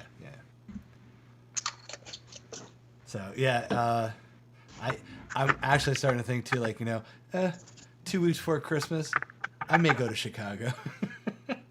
I'm so desperate now. It's ridiculous. But I'm really bummed because we were going to be in Canada in October. Yeah, that's true. Yeah, for the Winnipeg show, right? Was it or? Yep. I know, man. I'll still do it. Stephen was bugging me to get my passport. Did you get it? Nope. No, it's Karl. He's going to be the one that's going to have to pay the rush fee. Karl, you know what? Flip me off all you want, buddy. You know I'm right. Linda, chime in. Tell me I'm wrong. You know she's not going to. We are down to like 10 seconds. Yeah, I don't think anybody's going to outbid. Holy shit! God. And Jeremy jumps it to 450. Oh. Glavin. Wow. Jeremy, did you guys get stimulus in Canada? Because that's stimulus check money. That's all right, and Jeremy wins it at $450. Oh, way to do it, buddy. Wow. Congrats, man. Yeah, mad props on that one. Thank you, Jeremy. That's amazing. Yeah, thank you, Jeremy. That was awesome. I'll say I think it's a record for our show. Is it? Yeah. I think so. No, I don't know. I'd have to look at the books, but I don't think we've had one go for more than 450. Oh wow. Yeah. Crazy, man. All right, Jeremy. Thanks, oh yeah. Jeremy? Oh, that's right. Yeah, the military back pay. We just got a raise the end of last month. I remember it you was saying back that. in a few years. Nice. All right, let's move on to Karl's piece. Karl, push it up a little Karl's bit, buddy. Poison Ivy, and he is going to be putting Swamp Thing in the back there. The Swamp Thing and Poison Ivy. Yeah, and we will open the bidding at $50. That looks I crazy. think I'm going to drop some lily pads leading up to her down here at the bottom, just to rework the composition just a little bit. Getting all fancy. Yes, sir. Well, he's got to keep up with. I got a used color, man. Yeah. You know, bastard. All right, we're already up to 100 now from Jed. Oh, Eric jumped in 150. He's going to get himself a Swamp Thing tonight. He's determined to get himself a Swamp Thing. Yeah, that's Poison Ivy with Swamp Thing. Laughing at Swamp Thing's thing. Oh, or lack thereof.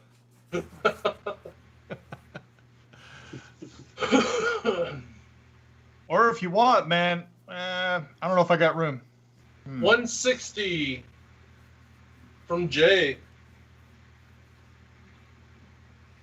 Yeah. When is normally this? Oh man, I can never say this city when I've had too many drinks. Yeah, I'm not even gonna butcher it. So, what's the city that starts with an S that most of the people live in?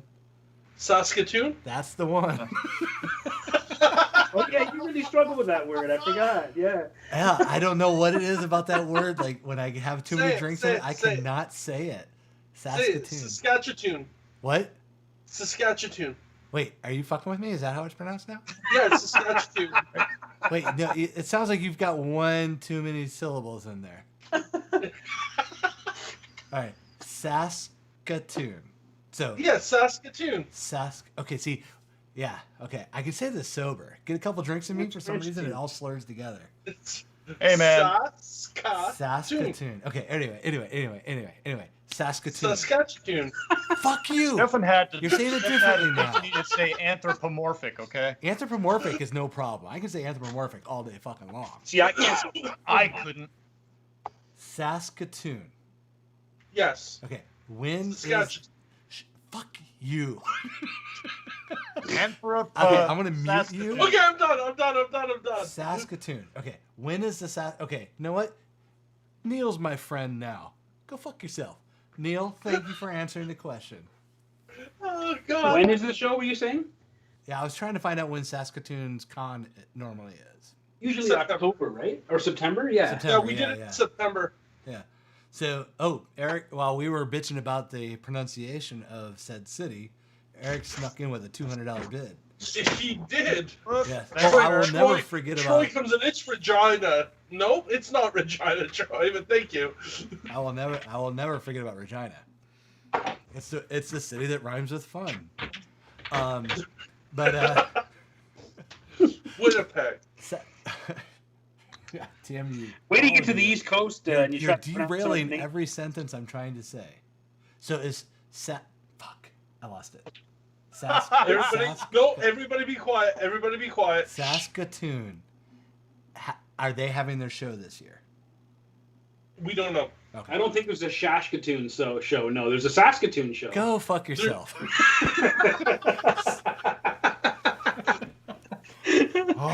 Okay. I don't think they're having a show. No, not this year. I remember listening and having drinks with Stefan when he arrived in Winnipeg. Oh, Winnipeg? I thought I was in Winnipeg, but it's now Winnipeg? Okay. Well, Winterpeg. Go on. You were telling me about how awesome that first hotel you stayed at was. Oh, and fucking tastic.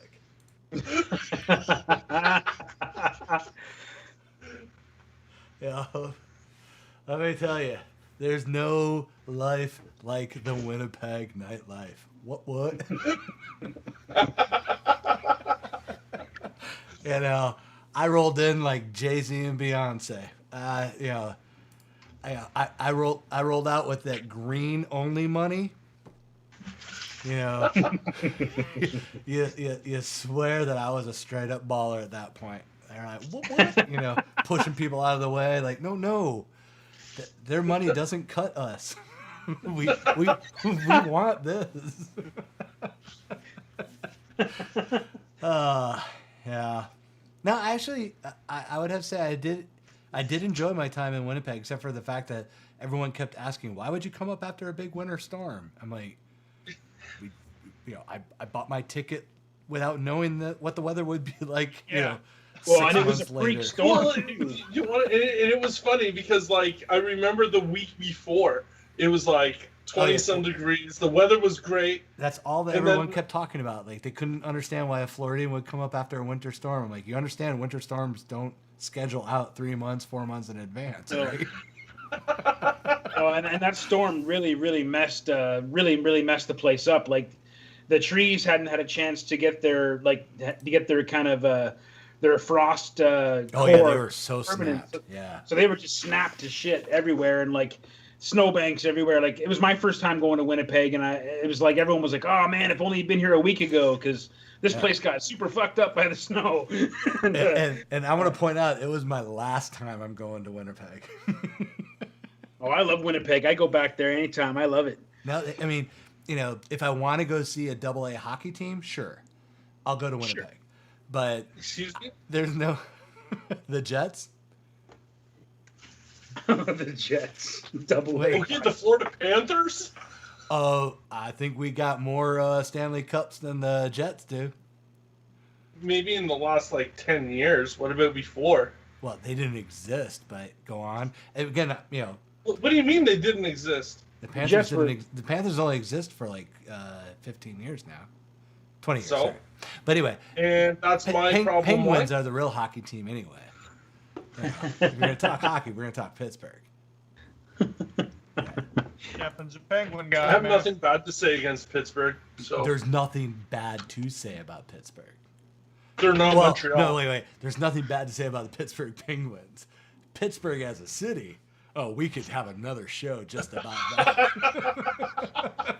Yeah, one of the best and worst conventions I've ever been to was PitCon. Great convention, and then I found out the city's dry on Sunday. Oh, what the actual fuck? You're in America. You don't go dry anywhere. Well, you mean, like, you can't drink in Pittsburgh on a Sunday? It's dry. You can't buy. You have to go out of the county and if you want to get beer on a Sunday or any yeah, it's a dry county on Sundays. It's a very red part of the state. The dumbest thing I've ever heard in my life. Oh shit! Whoa! Tim's rolling on Sarasota. What I miss here? Don't be talking shit about my Nano City. The Macho Man is from Sarasota. Yeah. Yeah, that's right. Because yeah, Pittsburgh is an armpit. No joke. Freak out. But again, best hockey team out there. Montreal? Yes. Yeah. All right, so we are still at 200 with Eric Paris on Karl's Poison Ivy and Swamp Thing. Jack Daniel's Distillery is in a dry county. What? That just seems wrong. Yep. That's weird. Yeah. Oh, so at least it was in. Yeah. So yeah, I mean, having Sunday being a dry county is not an overly unheard thing. I mean, we're so fucking weird on some of that shit. I don't get it. How can you be dry on a Sunday? That's like, I don't know. I guess it drives people to church so they can get that communion wine going. Yeah, but God drank wine. What? So God drank wine, so you should be able to drink on Sunday. Everybody should. Huh. You got proof on that? No. Okay. So you just. I don't think anybody really does. Isn't his son's blood made of wine or something like that? I can't remember how that story went.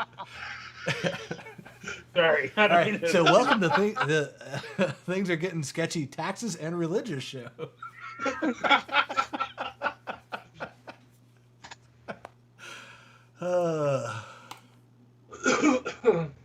Sorry, the Bible Belt does not take kindly to us sinners. Luckily, I am actually south of the Bible Belt. I could never live in the Bible Belt. Oh man. Yeah. I'm gonna say Florida's its own planet, man. Well, yeah, we have a multiversal ecosystem. You have the Bible Belt, then you have the Central Florida, which is like wants to be Vegas, but somehow can't do it. And then you have South Florida, where the shit is just all over the map. We can't figure out what the hell we want to do. And then you've got Miami and Key West, which are completely different animals altogether. So yeah. I mean, you can definitely hit different spots when you get to Florida. Oh look, there was a mayor that I thought was in Stephen's town that barricaded himself in his house and like fought off the police. And I couldn't wait to call Stephen with a Florida man story. And I'm like, "You're mayor?" And he's like, No, that's one town over. Yeah, I was so happy that was Fort Pierce and not Port St. Lucie. Yeah. And I was quickly to correct because I saw that story too. I'm like, nope, I'm waiting for those calls to come in. Oh, well. Yeah, Key West is actually Key West is cool, but all the other keys getting there from Marathon to Key West don't get enough love. I mean, like Key West is like Key West is the Orlando of the Keys.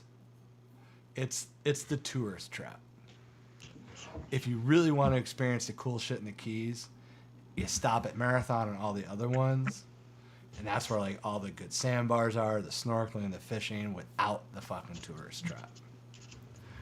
But don't get me wrong, Key West is still awesome, and I would go to Key West in a heartbeat pretty much every time. But you just the same way I would go to Orlando, I'd just not go to, the west side of Orlando, where Disney World and all that shit is. I'm an East Side Orlando guy. And you're uppity about it too. Oh yeah, straight up.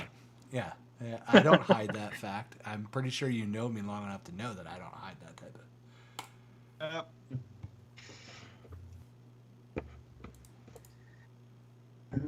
So, Linda, when you drive down to Key West, are you taking 95 the whole way, or do you?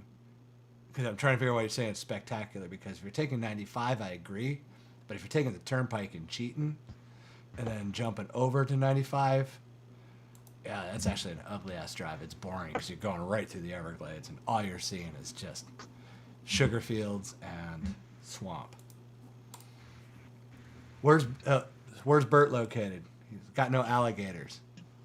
And it better be really cold, because alligators will go anywhere. Them prehistoric killing machines.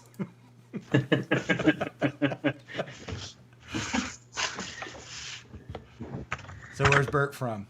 Do you guys know? Bert, from around here, pretty much. Yeah, like where I live in Oakville. Like I know that's where he lives, but he his folks are on a farm not too far from here, a couple hours drive from here, I think. And yeah. Yeah. So yeah, no alligators there. I'll give him that. Okay. Yeah. Not even the flush down the toilet sewer alligators up there. Yeah. The cool kind. And that swamp thing is looking sick, dude. That is awesome. Thanks, man. I appreciate that. Who got that one? Who's lucky? Jeremy. Jeremy, nice. Yeah. Jeremy, when you get that framed and hung, buddy, send me a picture. I want to see that. I'm going to hit this with a white pencil crayon when this dries a little bit, add some touches to it. If I hit it right now with a pencil crayon, it'll tear through the paper because the paper's got a bit of a saturation going on. But I'll probably hit that with a white pencil crayon or maybe some white acrylic paint or something like that. Something like that. It'll bring out some highlights. It'll be nice. Very cool, dude. Awesome job, like always. Thank you. I appreciate that. And how much time do we have left on Karl's there? Sorry, we got a minute left. And we're at 200? We are at, I believe, 200. Yep, Eric Paris at 200. Oh, Eric. Swamp thing today. Yeah, I'm actually looking forward to getting across that border again, getting back up to Canada again. Especially the East Coast this time. All right, 6 seconds. Got a little less, actually. Can't wait to get up there. Yeah, it'd be cool if you guys end up getting over there too, because that'll save me money. I can knock out 3 birds with 1 stone. Yeah. Well, if the East Coast Comic Expo is running, they do an awesome show. It's all volunteer run by friends and family of Nick Bradshaw and Danica, his lady, and they're just awesome people. They I was there I think 2 or 3 years in a row, and they just treat you like royalty out there, and just awesome people. Can't wait to get back there. Such an appreciation, for visitors and just for for the comics culture. Like it's the biggest heart I've ever seen a little show have. Nice. Yeah, just really, really good, really awesome. All right, we sold 200 to Eric. Thank you, Eric. Eric is increasing his Karl Waller collection. Man, I'm going to have to buy something from Karl just so he doesn't have as many pieces as I do. Yeah, one day I'll have to turn my camera just to show my wall. Oh, yeah. Yeah. Because I'm working on actually doing a teardown to put up some sound panels behind me.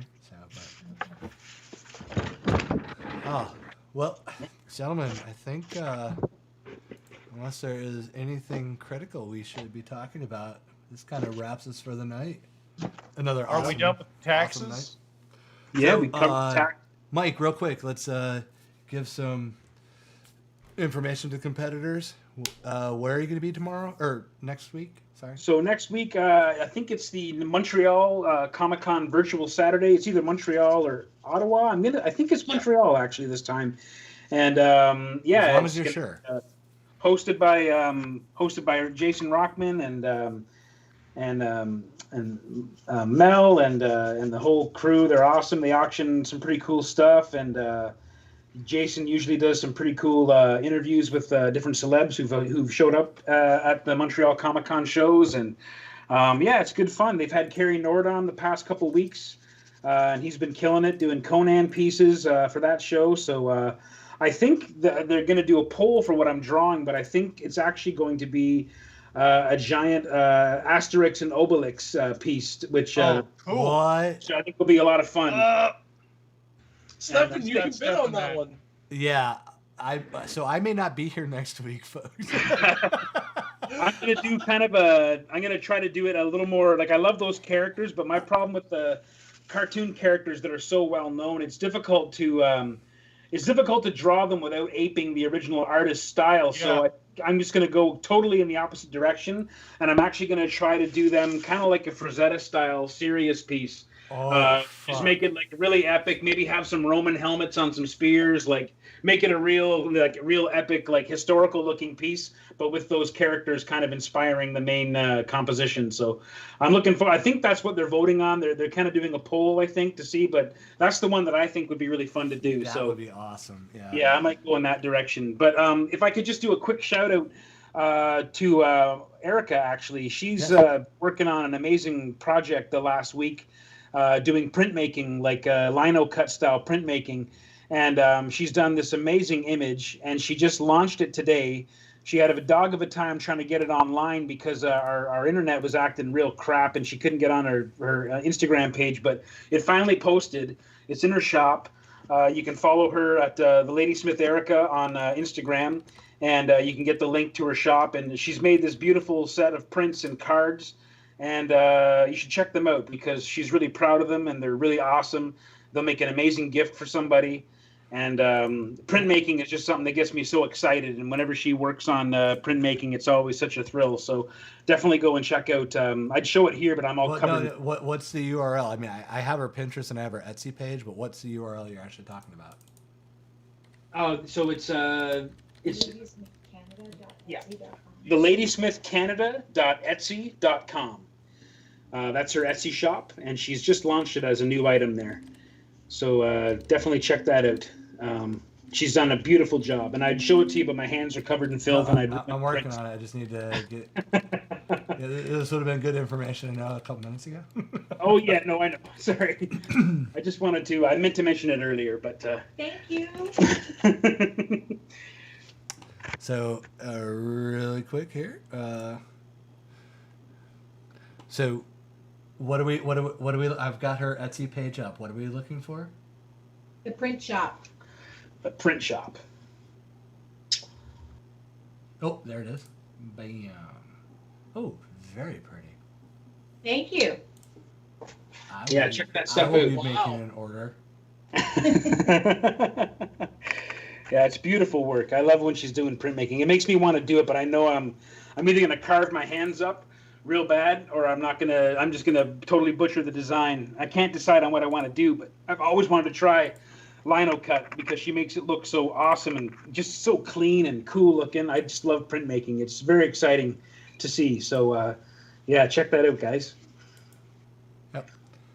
And again, we'll put that up in the message there. But again, if you go to Etsy and just actually look up the Ladysmith Canada right there, you'll get her Etsy page. And I can say I have bought several things from her and loved every bit of it. Awesome, man. Thank you. Thanks, Stefan. You're awesome. Amazing. Phew. All right, Karl, anything you want to promote going on? Can you talk about the stuff you're doing with Dan still, or how's that going? Kind of for now, no. I got a lot of work I got to get done on that, and I'll show some off next time I'm doing the show with you guys. Sweet. Very good. Great to see it. Cool. I've been running behind on stuff, so. No, fair enough. I just didn't want to put you on the spot. Just wanted to make sure you had equal opportunity. I appreciate that. So, Justin, any parting words before we bounce? Just keep an eye out for some upcoming exclusives that are going to hopefully be starting to launch next week. We don't want to go too far out, so we're trying to start with what's coming up soonest. So hopefully next week we'll be able to launch the first one from Hugh, and then we'll move into Mike, Karl, and Casey.